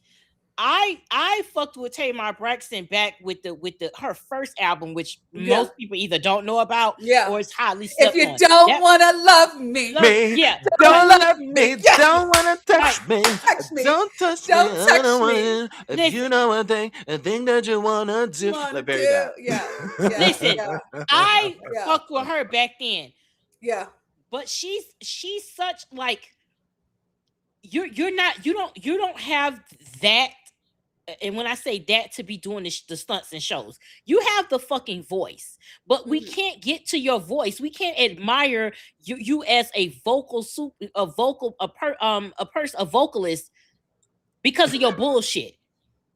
Your bullshit is overshadowing your talent. You know what I'm saying? Yeah. When you But talk that's what about she Tamar, said, I don't do interviews no more. When you're talking about, anytime you bring up Tamar Braxton, it is rarely about her fucking vocals. And when you do bring it up about her vocals, it's an individual video somebody is making praising her vocals. But typically in social media, in the zeitgeist of social media, when you bring up Tamar Braxton, you are never talking about her talent most of the time. It's always her getting into it with somebody the fuck else. It's always her having beef with somebody the fuck else. Maybe family she feels drama, maybe she feels like she should be in the same realm as Tony. Maybe it's a lot of things that she feels she should be a bigger star than she is. And that's quite possible. But again, your fucking attitude is why you're not on that level, because you act bigger than you are. You're not there yet. This is an example of you have the talent, and so you think that because you have the talent, you can get away with saying the shit that you say, and it's not going to come back on you. You're not at that level. You haven't reached diva status where but I think she's a vet. That's why she says what she says. She's been in the game just as long as Tony. Yes, but she's been in the game, but as a motherfucking background singer most of the time. You haven't been in the game you haven't been in the game. Now I'm a background as singer. a, I think that's shady. That's shady. I am a I boom mean, boom black girl. Me I'm too. doing I do all of oohs that. and ahs, okay? Oohs and I eyes, do. yeah. no, I'm a doo wop pop pop chick. I don't care. exactly, but at the same time, as a background singer, what are you on the fucking background? You're not the background singer trying to overshadow the main person because you know your fucking position. If she wants to be a main, you're acting like the main person, but you still the it's the attitude. You have Three-time not. Grammy nominated though. When did she get to talk shit? Again, she don't have a career to talk shit. You was married to a mother. Put it like this: you married to a nigga that did for Gaga what he can't do for you. What the fuck does that say? What he could do? You married to the man that made Lady Gaga, and yet you still where the fuck you at? You're doing Big Brother. You're doing Braxton Family Values. You know what I'm saying? You're doing reality TV, baby. You're married to the man that made billions of dollars introducing us to Lady Gaga. Why the fuck he can't do the same for you? Because maybe if you do it for her. He was never gonna exactly. do it. But maybe if you shut the fuck up, you might get to that level. I understand you've been in the game, but you haven't been in the game as a vet. You have not been. You may be a vet. I think she is a vet. But you don't have the career to match that. Yes, you've been a vet in terms of, again, background singer. You have the talent. Nobody is saying Tamar doesn't have the talent. Besides being a background singer, she had like several groups. Like one of my favorite Tamar songs. Again, she's had several. Again, she's the fucking issue. She's the reason why she doesn't have the career. I'm fighting for you, Tamar, but damn. No, I'm a Tamar shit. I'm fighting for you, girl. But no, it's a reason why she doesn't have the career that she should have. She's upset that she doesn't have the career she should have, and she's the reason why she doesn't have the fucking career that she should have. If she shut the fuck up. And just like she's unlikable, even on Braxton Family Values, the way she first of all, that wasn't her money, that was Vince's money, and the way she would act like they were married. That's her money with no prenup. That's her money. The way y'all gotta stop this shit. Marriage means one. That's her money. The way she was acting. What I mean by that is the way that she was acting about helping her family with her husband's money, and the way that I paid for this. She was acting like Terry from Soul Food, and she didn't have no reason. Yes, but she was though. They know what they were really. But they were really calling her and asking her for her husband's money, though. Yes, but at the same time, you're not gonna act like she didn't like to give it so she could complain about giving it. That's the fucking thing, because you always got the option to say no. You always have the option to say no. And you didn't say no because it would have been a storyline. I get to come back and tell you, oh, I helped you out, bitch. Because you could have said no, but you didn't. No, but she was helping them out before the show. And that's what she said. She said, I've been helping y'all. Okay, exactly. But at the same time, show or no show, it doesn't matter. If you didn't want to do it, you didn't have to do it. Nobody put a gun to your head and told you to do that shit. You did it because you talked about it, whether it was on camera or not. She's unfucking likable. And instead of trying to put herself in the position of being likable, she wants to continue to be unlikable and then expect to have success as an unlikable person. You're not going to do it. You can. Well, that's how I feel about Amanda Seales. That's how I feel about her. Is Candy a fucking vocalist? No, she's not. But Candy is likable to a degree. Candy is a songwriter. She got her own fucking money. She didn't get her money from fucking Vince. She has her fucking money. She got her money from fucking JD. Same shit. Okay, she fucked JD once. That ain't got nothing. That wasn't once. They had a whole affair. Wait. Her fucking JD ain't got nothing to do with her writing No Scrubs and Bills. Her fucking JD ain't got nothing to do with that. So she might have fucked him for a coin here and there, but that has nothing to do with her as a songwriter and the coin that she has collected over the years for doing what she does. One don't have nothing to do with the other. My issue with Tamar is that she's unlikable. She knows she's unlikable. She wants to remain that. She wants to be the villain and still collect shit like she's not. It doesn't work that way. If you're going to be the villain, then be the fucking villain, but don't get upset that your career is not doing what it needs to do. Because at her age, baby, you don't have that many years left to get this shit right. You really don't. Because Tamar Braxton is not headlining tours. Tamar Braxton is not happening. She's I'm again not taking away from her vocal ability, because that Love and War, she had the ability with Love and War to platform that into ultimate success. But her fucking attitude and her nastiness is what kept her from it. I think she got pregnant. That was really what kept her from it. But go ahead. It was pregnancy, and it was her nasty attitude. Because if that was the case, she could have bounced back with another album. Again, it all goes back to her fucking attitude. If one person says some shit, okay. But if an industry as a whole is talking, then that means it's on you. Also, if Monica don't fuck with you, if the Monica Arnold, who is friends with every fucking body, that bitch is Switzerland when it comes to niggas. She don't hate nobody. When Monica don't fuck with you, that's when you know it's a fucking problem. Because Monica fuck with everybody. When Monica don't fuck with you, when Gunica gotta say, hey, Gunica bitch, got beef with some people though. Gunica, stop it. Gunica punched Brandy in the face. No, I'm not saying she did at one point, and she Why don't we bring have back beef old with her no shit? more. We bringing up old shit. But again, she's mended that relationship. She had beef with Ciara. She mended that relationship. She mended those relationships. I'm not saying she don't have beef with people. What I'm saying is if she does have beef with you, that's how you know it's an issue, because she rarely has beef with people. So for her to be like, girl, Tamar, fuck you, that goes to tell you, because even if Monica is very like, she doesn't, if it is beef, she's not gonna really allude to it. She's not gonna say nothing. She gonna meet you in the motherfucking street, bitch. In the but she's alley. not gonna say nothing. Exactly. So if she telling y'all, hey, Symphony.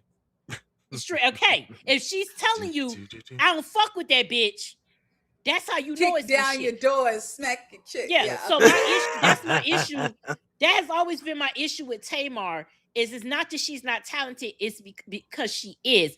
But her attitude and her entitlement is what does it. Because baby, you don't have the numbers. You don't have Tony's career to act like you deserve Tony's career. Maybe you could get, again, it all goes back to the fact that you was married to a nigga that gave us Lady Gaga and he couldn't do it for you. What you mean to tell me Vincent Herbert could not put you with the top producers? He could not have. I did feel like she should have just shut the fuck up. Exactly. When it came to Vince. You should have when shut Vince would give her advice, I really wanted her to listen. I really exactly. did. Exactly. So you had a husband that had the potential to make you bigger than big, to make you bigger than Tony. But your fucking entitlement, your fucking attitude is why you don't have that. And you can't say anything about that. Vincent Herbert is your husband. You had a connection that bitches dream about, and you fucked it up. That's my issue. After that, you can't really say nothing. You can't really say nothing. But that's all I wanted to say. But that's how I feel about Amanda Seals. I feel like she's coming out again, and she's not on the Insecure tour. They hate you on the tour. Why would they put you on a tour? No. Wait. They don't hate her. You got on fucking Shannon Sharp, and you burned that bridge. You got on fucking Shannon Sharp. She burnt the bridge before Shannon Sharp. She before that. She burnt the bridge way before that, but that's when it became popular. She burnt the bridge before that. She was talking about the Emmy party shit before that, but you got on Shannon Sharp and you rehashed it on a much more public scale. So you did it that way, right? You said your shit about Issa Rae. You was still dissing after that. You was still opening your mouth. The only reason she got up there and made that Netflix documentary trend video about not being invited is because she expected to be invited so she could say no and make 10 to 15 videos about how she turned it down and why. She would have turned it down. She ain't got no money. She need the money. No. She another one. She should have been a lot bigger. Like you had the talent. You're a triple threat. You was on. She was in that group. What's that group? Flowetry. You should have been a lot bigger. I follow Amanda Seals since she was a VJ on MTV. I knew her from Nickelodeon and stuff. I actually liked her stuff, but she's become unbearable. She has become, and then she hides behind finally people kept calling her out about the autism shit. She wants to hide behind the autism. Oh, I'm on the spectrum. But people kept asking her, okay, have you been tested? And finally she was like, oh, well, no, I haven't been tested, because she kept hiding behind that. You think you could say certain shit, and then when people call you out, it's, oh, I'm autistic, because most time autistic people, depending on what level you are, they miss social cues. So they just say what the fuck is on their mind. Yeah. Bitch, that ain't what the They fuck have no you filter. are. They have no filter. So you can't hide behind that. Because if that was the case, you would have been saying that shit from early in your fucking career. Because if you've been this way the whole time, yeah, you can't burn a bridge with somebody like Issa Rae. And I don't care, but she wasn't going to accept. First of all, you wasn't living in reality to think that they were going to have you on that tour after you said what you Living said. in Because reality. although Tiffany was a good character, she wasn't a main honesty, but still regardless, main character, she wasn't a better than Kelly. I was surprised that they didn't give Kelly more storylines. You know what I'm saying? She would have been better. It's like you were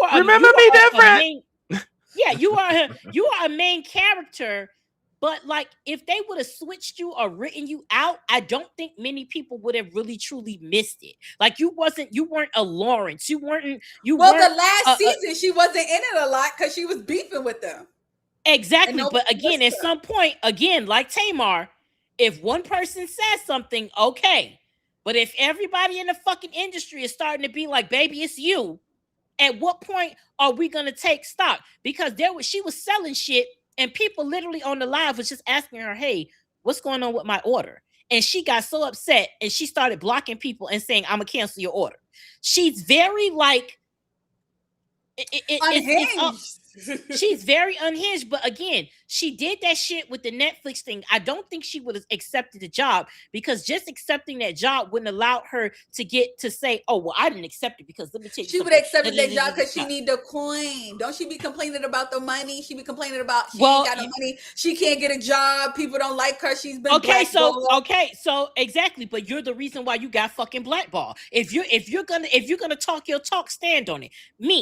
I say the things that I say. Is that gonna be a slower path to me getting to perhaps where I want to be? Yes, because I'm not going to get brand deals. I don't have that type of content, and I'm not about to switch who the fuck I am to have that type of content. Because when you take a check, you can talk certain shit. With a certain check, you got to do certain things. I'm not willing to do that right now. I want to say what I want to say the way that I want to say it, and I have to create the opportunities for myself. Which is why, you know what I'm saying? Y'all donate to me. Y'all help me. This is why I could do what I do, because I don't want to be in that box. I want to be able to say the things that I want to say, and I don't have to kowtow to somebody else. Yeah, I want to, but I understand that there are some pitfalls that comes with that. It's going to be slower for me to get where I want to be. But when I get there, I will be there on my own terms. And you can't fuck with me once I'm there on my own terms. Yes, once I'm there. So for somebody like that,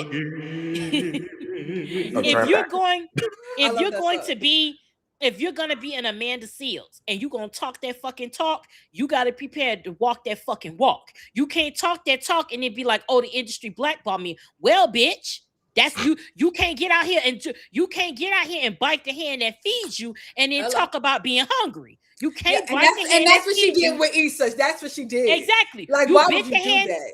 You bit the hand that fed you, and now you hungry. And Issa's petty too, so Issa, I was gonna say that Issa's petty as hell. She's like, oh, okay, you don't fuck with me, then fuck you, bitch. That's it. And you know what? And she didn't have to say it. Right. She didn't have to say fuck you, bitch. She didn't have to say it. She pulled a Shawnee O'Neal. Thank you for your services. She did pull Shawnee O'Neal. Thank you for your services. And I'm a bitch. Oh, really? I'll be that bitch for you today. I'll be that today for you. But guess what? I'm for you. I'm the bitch with the fucking money, and I'm the bitch that's got that signs your check. How about that?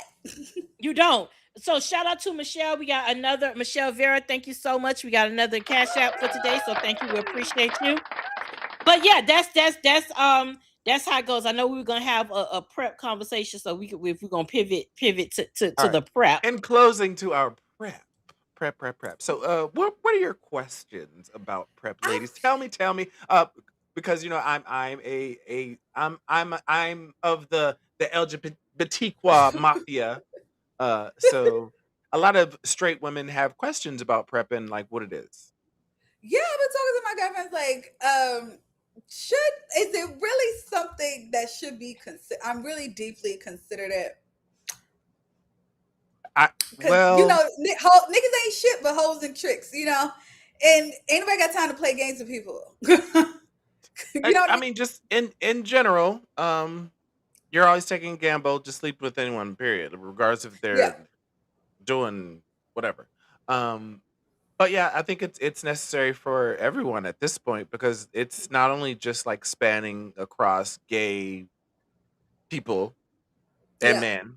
It's everybody now. So Black women are 50% of the new cases. What the fuck? well, again, it that kind of stems off of some statistics that aren't necessarily completely real, but then also there are some cases where there are down low men who feel like they are forced to live the lives that are Heterosexual expected lives. heterosexual lives that is expected to be the norm. But She that's just rolled her not true. eyes. Nikki rolled her eyes. Oh, I didn't mean I wasn't paying. My bad.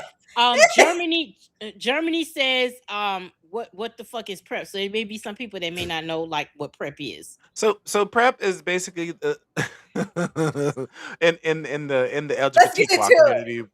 In the LGBTQ community, we call it the gay birth control. But so it is a preventative medication for contracting HIV. So it basically like protects you from contracting that situation. the virus.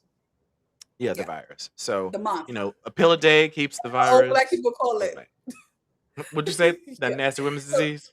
No, the old black women, they call it the monster. The monster or the package, the gift.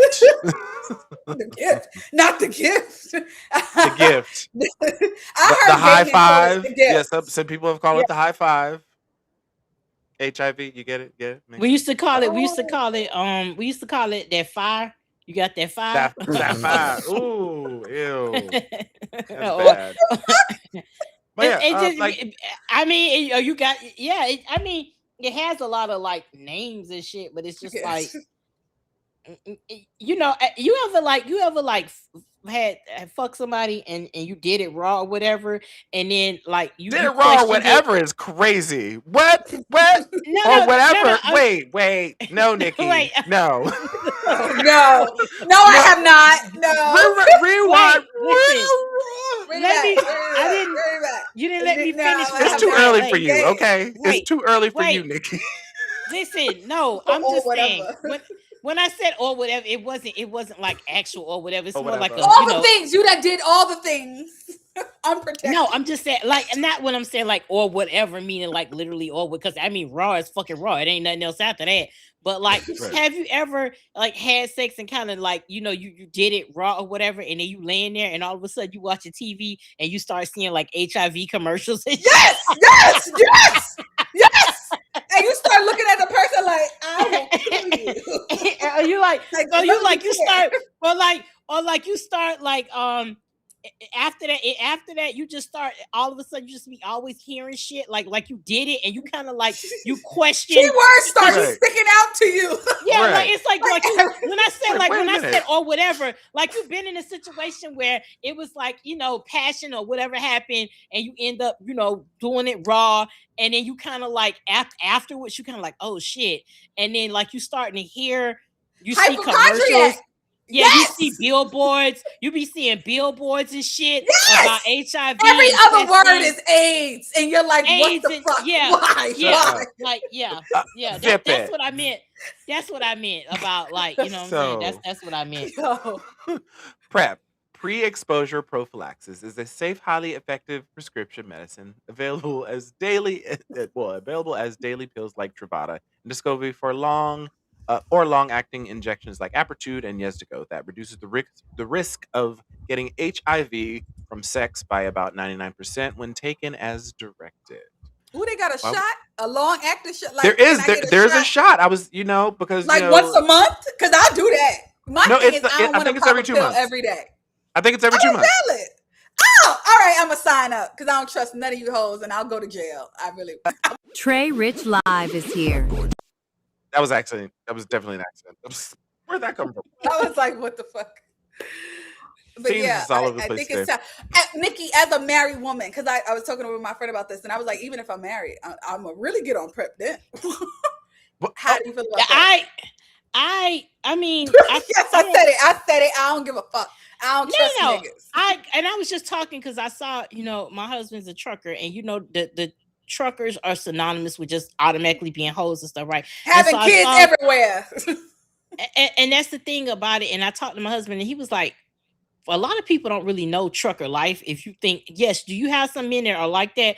But being a trucker wife and seeing how exhausted, it's really no time for the bullshit. Like, in all honesty, they make time. Men make time. That's the problem. Okay, well, they make my nigga don't make. Listen, my nigga don't make time, so I don't know what to tell you. You know what I'm saying? Mine know where the fuck he at. Like, I don't know what to. You know what I'm saying? I understand why women. I'm not saying if you're married, you should automatically, you should trust. You should be married to somebody that you trust. Do I think that if you feel like, I feel like this, if you're married and you feel like you got to be on PrEP, then you don't need to be married. I would say that to anybody. Now, if you're a single person, no, it is what it is. Because if you're married to somebody, if you think he's fucking around, why are you married? But you never know. You can never know. You can never know. But you suspect. If you know when you marry somebody, you can tell. If just like how many women get blindsided though? No, I see your point. No, I'm not disagreeing. I see your point to that. But I think some of those women, at the end of the day, if they look back on it, there were signs as to who they married. The signs are at a certain point. I believe that. I will say we're not going to act like men don't present themselves differently to women. Like in the beginning, you present yourself as your representative, but not the real you. But at some point, they show you the real them. A lot of time they do it before marriage. A lot of times they show you who they are. They can't wait to the honeymoon no more. Back in the day, they used to wait to the honeymoon, wait till you get pregnant. So they show you. So if they've shown you, who they are, and you have some reservation, like Maya Angelou and you still go into that marriage, shows you who then you kind of know. I'm gonna fall out. I'm gonna fall the fuck out about 30 seconds. There's like when you go into it, there are signs there. I know. But what about preventative? Like you never know. Hey, listen, you never know. Listen, there's you're gonna be fucking somebody every day. No, there's nothing wrong with me. You never know. What they up to?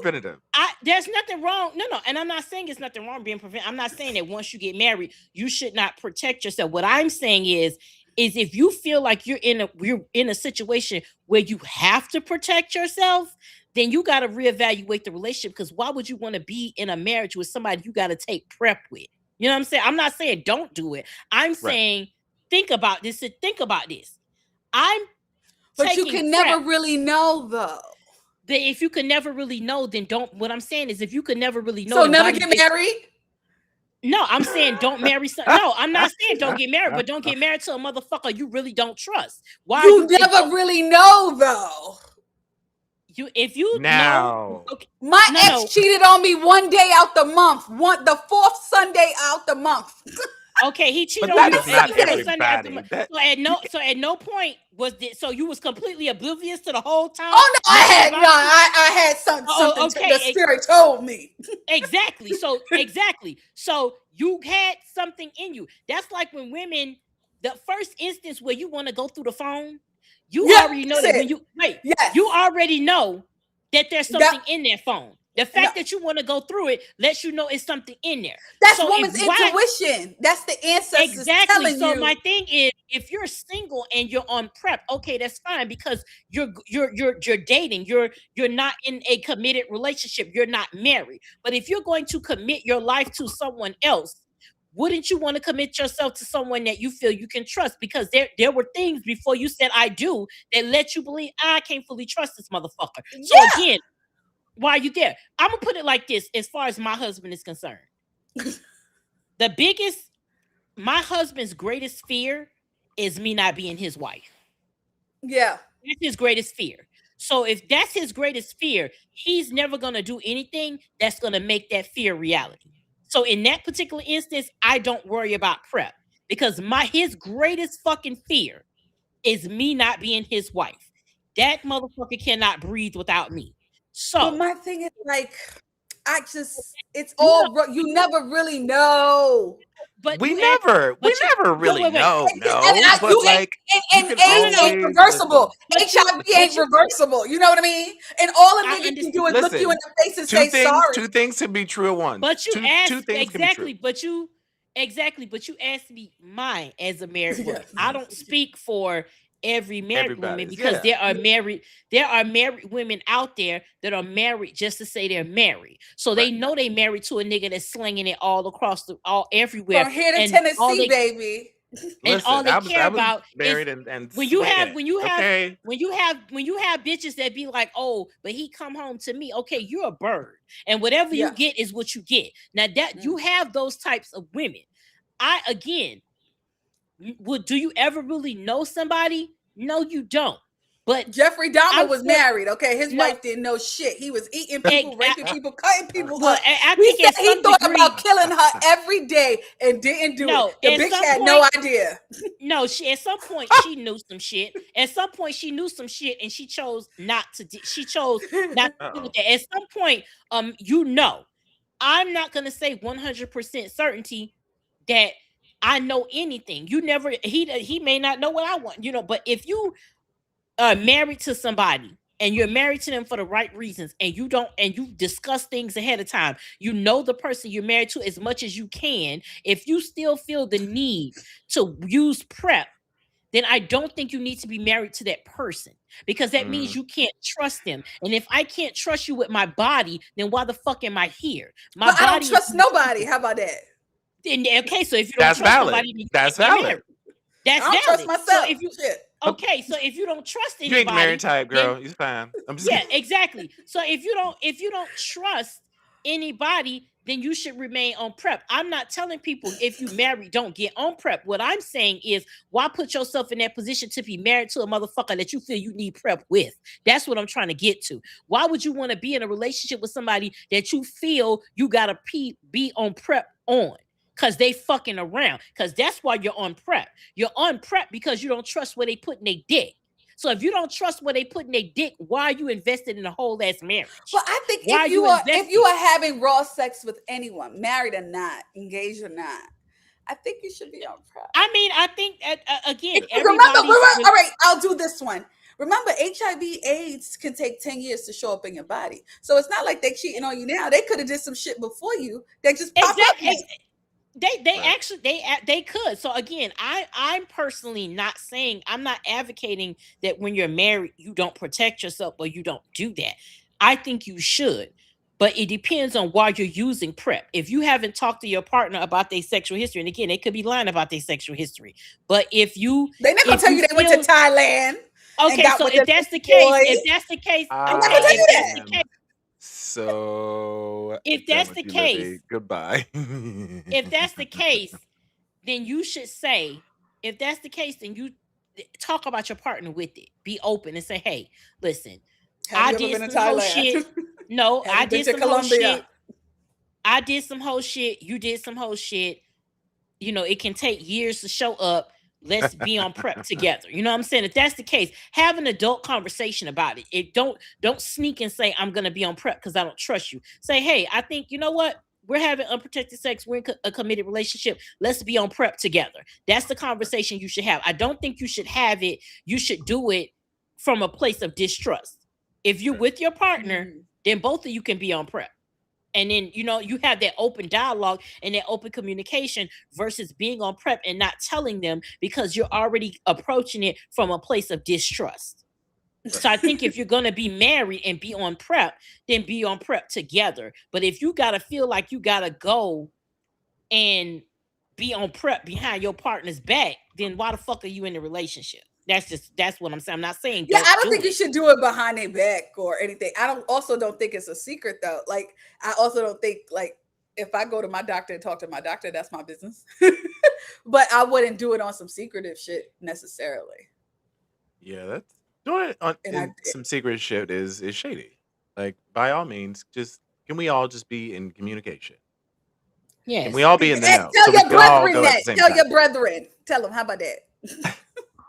Yeah. You talk to them niggas. Tell them. So, in short, in this day and age, when you like Miss Livy here, who don't trust nobody, she don't even trust herself. She don't trust her vibrator. She probably put a condom on her vibrator.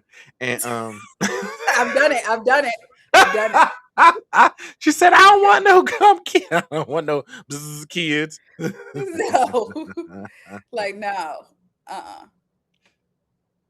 But that's all we have for today, you guys. We got real deep in on the top. Right. It went real left. Let's wrap it up. The girls were fighting. I'm just kidding. Tamar, shut the fuck up and sing, bitch. We ain't got time. Just like the athletes need to shut the fuck up and dribble, you need to shut the fuck up and sing. Everybody need to get on prep. I said what I said. I don't trust none of these niggas. In short, everybody get on prep. Hey, white people, y'all be white people and leave black people alone. HBCUs, keep the do-rag policy and the bonnet policy. The pajamas, throw that one away. Throw the pajamas away. And you can't make people wear suits. That's crazy. You buying the suit, bitch? Buy it. And what was the last one we was talking about? But like that do-rag shit. But like, what about like the Sikhs that like they can't show their hair like they. My grandma thing. I got the grandma thing. It looked kind of like what Nikki got, but it's a whole thing. I got that. That's not a bonnet though. Why don't people go back to wearing that? That's not a turban. Yeah, I be wearing that shit. I wore my shit on Friday. I don't give a fuck. So you should wear a turban is okay, but a bonnet isn't okay. Oh no. We need to unpack this. Because I don't wear turbans to bed. I don't wear turbans to bed. You wear turbans outside. Bonnets you wear to bed. You can wear a turban to bed. It depends on, it goes. It goes. It's at the end of the day, like you said, I get both sides. I understand what in the grand scheme, you want them to be more adult in the world, but at the same time, it's fucking college. It's college. You have a college experience. College, people go to college. You're going to have different experiences. You're going to have fun. You're going to do wild and crazy shit. That's the whole part of having a college experience. You're not going. There's college and then there's class. But then just go to the military then. If you want everything to be fucking organized and structured, then just go to the fucking military. You can have white people tell you exactly what the fuck to do. You can have white people tell you what the fuck. Okay, but if you were a professor and you walked in and everybody had their bonnet and their pajamas, they Scooby-Doo pajamas on, you would be like, okay, welcome. Yeah, class. You know why? Exactly, because I'm getting a motherfucking check. Now I would tell you as the teacher, I would tell y'all as the professor, hey, listen, I'ma school y'all on life. I understand that y'all in my class and y'all dressed like this, but I need you to know in the real world, this shit ain't gonna rock. That's as a professor, that's what I would do. I'm not gonna tell you comfortable. Are you listening to what the fuck I'm telling you? Are you getting the lesson? Are you making good grades? Okay, cool. Now, when you get out this motherfucker, you're gonna have to have some sense. The world sees you this way, and this is how you're gonna have to operate. But don't you gotta practice sense? I'm sorry, especially these Gen Z. Gen Z. Guess what? You gotta practice sense. No, but you know what? That's the parents. You want institutions to raise kids, and we're not doing that. I'm a professor. I'm here to teach you. I'm not here to tell you what the fuck to do. Your mammy and daddy should have told you that shit. Now, if they don't know what the fuck to do, I don't know what to tell you. But this is what I'm saying. When you should tell your children at home when they go to college. I told my daughter she would always be with her assignment. She procrastinates and stuff. I used to tell her when she was in high school, even in middle school. I would tell her, when you get to college, there's going to be day one. They're going to say, this is the syllabus. They're going to tell you got to turn paper, whatever project due on this date. They will never mention it to you again. The next time you're going to hear about it is when they're telling you to turn it in. So right now, you need to start preparing yourself to be better at turning in assignments, because this is how it's going to work in college. I did that as a parent. I prepared her for that. I prepared her that they're going to talk to you one fucking time, and that's it. I prepared her as a parent for that. So I don't need somebody. So if she wants to go to class in her pajamas, she can go in her pajamas. Because you know what? One thing I know, two things for sure, she's getting a fucking education. She's there to take notes. The laptop is out. The brain is on. She's doing what the fuck she need to do. And if she's wearing pajamas in the process, I don't give a fuck, because that grade is what I care about. If that grade is an A or B, then we cool. If she had to put on pajamas, as long as that's an A and a B, as long as that GPA is GPAing, I don't give a fuck. You can't wear sweats though. What happened to the sweats? That's she can wear sweats. They can wear sweats or pajamas. But again, it's we used to put sweats over the pajamas. That's the millennial way. We used to put sweats over the pajamas. The fuck? But you have to. Everybody knew the pajamas was under there. We knew, but you just had a little bit of class, just a little bit. But what's stopping you from sounding like how the boomers talked about us? It's the same. I was raised by a boomer. Yes, this is where I get it from. I was raised by a boomer as well. But at certain points, we can't keep talking about the trauma from the boomers, and then we're putting that similar trauma onto the next generation. At what point are we ending the curses, or are we not? Are we allowing them to express themselves, or are we not? So we can't say, yes, I was raised by boomers, but guess what? My parents wouldn't allow me to go off to college. They wanted me to stay home. They didn't allow me to go off. And I didn't do that to my daughter. I said, no, you're going to go see the world. You're not going to be 38 and traveling like me. You're going to go to college. Your life is not my life. You're not allowed to stay in Miami unless you get a free ride. Other than that, you're getting the fuck out of here. I told her that every day since she came out the fucking womb. I put that in her head every day. My mother told me every day. She said, you getting the fuck out of here when you turn 18. You going somewhere. I don't care where you go. Not me. And it's not me. It's not me kicking you out. It's me telling you I am not going to do to you what my parents did to me. I understood what they were trying to do, but my life would have been different. I don't dwell on that, because if I didn't live the life that I lived, I wouldn't have the daughter that I have. So that keeps me in perspective. But that's a thing about, I can appreciate being raised by boomers, but I can also appreciate not raising my daughter the way that I was raised.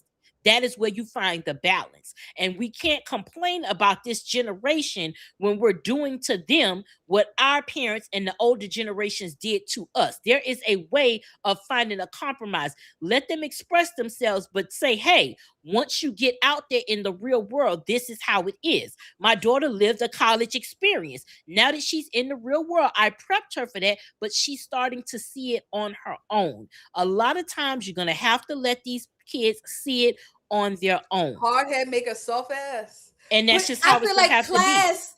But class is not a place for you to show your but that's who you are and all that shit. That's not what it is for. That's for Thursday, Friday, Saturday night, Sunday day. Okay, so what is how that's what that's for. Okay, you show whoever. Okay, you just said that. Go ahead. You just said it like you just said how you said it's not for them to do it, so it doesn't matter. Like if that's not the place for them to showcase who they are, you know. In class, no. You getting the education, I don't give a fuck. As long as you ain't showing up in a G-string, I don't give a fuck. Like, I don't care. As long as you're not showing up naked, I don't give a fuck. Are you listening to me? Are you getting the lesson? Are you learning what the fuck you here to? Are you learning what the fuck you here to learn? As a professor, I think that would be distracting to me. If I walk in a class and don't do this shit to me when I'm a professor one day. If I walk in a class, everybody got their bonnet on and they Scooby-Doo and they Tweety Bird shirts and pajamas, I'm walking the fuck out. You got me fucked up. I would just be like, are you fucked up? And I'm sitting there in my good suit and you coming to, okay. Bye class, no class today. Y'all ain't got no class. That's why. No class, because y'all ain't got none. I get it. We have to agree to this. I get it. I understand the point. But to me, I'm there to teach, and you're there to learn. And what you're wearing, unless you're distracting everybody else, which means you're naked or you're partially doing something, if you're doing something that is distracting everybody else, then that's when you say something. But somebody being in their pajamas, somebody wearing a fucking do-rag to protect their hair, what the fuck do I look? First of all, I wouldn't want to get up at 7:30 in the morning to do a full, and this is somebody as a person in corporate America that had to get up every day at 5 fucking a.m. do all this to get up. I didn't want to fucking do it. So you know what? Hey, these kids right here, why the fuck are you gonna take the do-rag off? But what about so what about church? Because I believe. Oh, you asking the wrong bitch about that? I believe in giving God your best. So new times is come as you are. But I'm an old school Methodist. I wasn't. No, it was always come. No, it was always come as you are. It's just again, not in my Methodist church. See, maybe at the Baptist church. See, what we're not gonna do is go down this rabbit hole. It wasn't like that. We're gonna stick a pin in that. We're gonna stick a pin in that right here, and we're gonna close it on this note right here. Listen, you will not take me down that rabbit hole. Livy, tell the motherfuckers where they can find your ass. Find me and me cutting up and all my shenanigans. I'll be talking cash shit. Find me on Twitter, TPT with Libby. I'm on there all day long talking shit about politics. Go on YouTube, anywhere you get your podcast from. I dropped a new episode 6 days ago, so listen to it. And that's all I got for you niggas today. Cause she ain't scared of you motherfuckers. And Noah's naked. Nigga, tell us where we can find your you can find me on bitch_happens, and also my new Instagram, which is a knickknack production. Make sure you're following me there and you're signed up for alerts, because my bitch happens account is restricted right now. So also follow me on YouTube, a knickknack production. Make sure you subscribe over there. That is where you can see the latest episode of Quarter No Appeals. Had a good conversation on Friday. So got a lot of stuff coming up for you guys, working on a lot of stuff. Thank you for everybody that's supporting the music, supporting the content. Appreciate it. Make sure you go to the FTP store. We got 50% off. I will be working on some new products. Get it while it's hot, because some things will be discontinued. You can find the Knickknack store, nick-knack.printify.me. Got some good merch there. Also adding some new items. Everything is 50% off. So that's where you guys could find me. And make sure you go purchase Black Boy Joy merch, Pride merch. It is there. It is Pride 365, y'all. So make sure you that's my song. Download and all of that. Make sure you do that. Thank you to everybody that's liking Quiet on Dawson's Creek. I appreciate y'all. Thank you for everybody that's loving Triggered by the Niggas. I appreciate all the love for both songs. I like the song. I like it. So thank you so much. I appreciate it. Yes. And I am Trey Rich. You can follow me at Trey Rich Live on Instagram and Trey Rich Music on Instagram. And then just download my music. Black Boy Joy is out on all streaming platforms, and there will be more and more to come.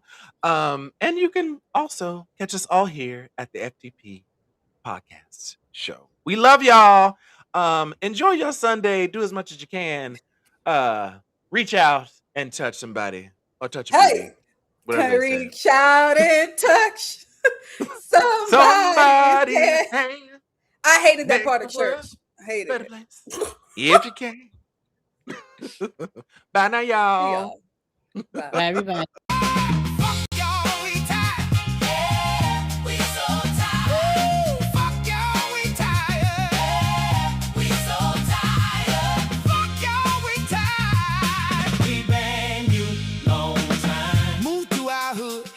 On blast. Can't stand niggas, but you want our cash. Can't go to the burbs and set up shop. Can't fuck with niggas, y'all been the ops. Follow us around like we're trying to steal. Put that shit back, then you shoot to kill. Red lips, no hips, long back with a crack. Holding Travis hostage so he won't go back to black. Gave away millions just to get a tax break. Red hat to the back, make America great. Fucked a lot of frogs, but I finally found my prince. Got married at the garden just to upstage the Knicks. Fuck Mom Donnie, shut down NYC. Paparazzi everywhere, all eyes on me. I'm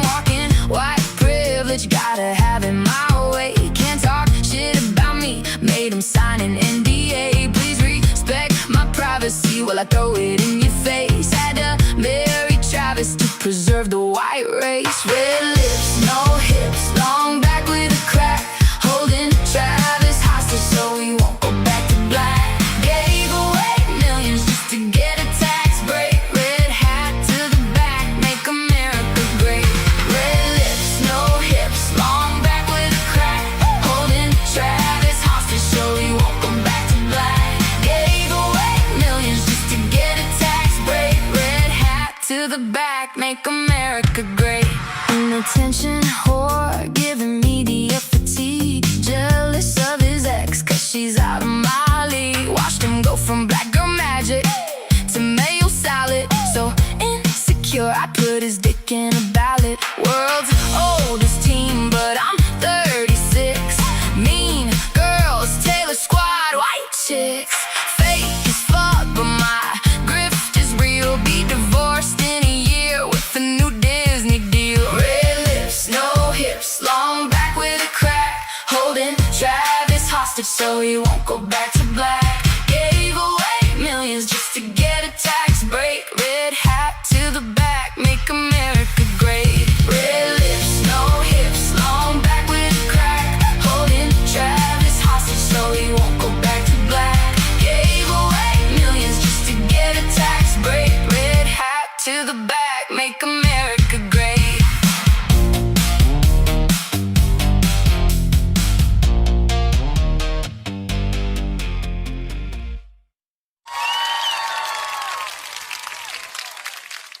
All rise. Court is now in session. Welcome to Court of No Appeals with Judge Nick Knack, where motions are denied and feelings are dismissed. Join Judge Nick Knack live every Friday at 4 p.m. Pacific, 7 p.m. Eastern. Watch online at stream.knickknackproduction.com or watch live on YouTube at a Nick Knack Production.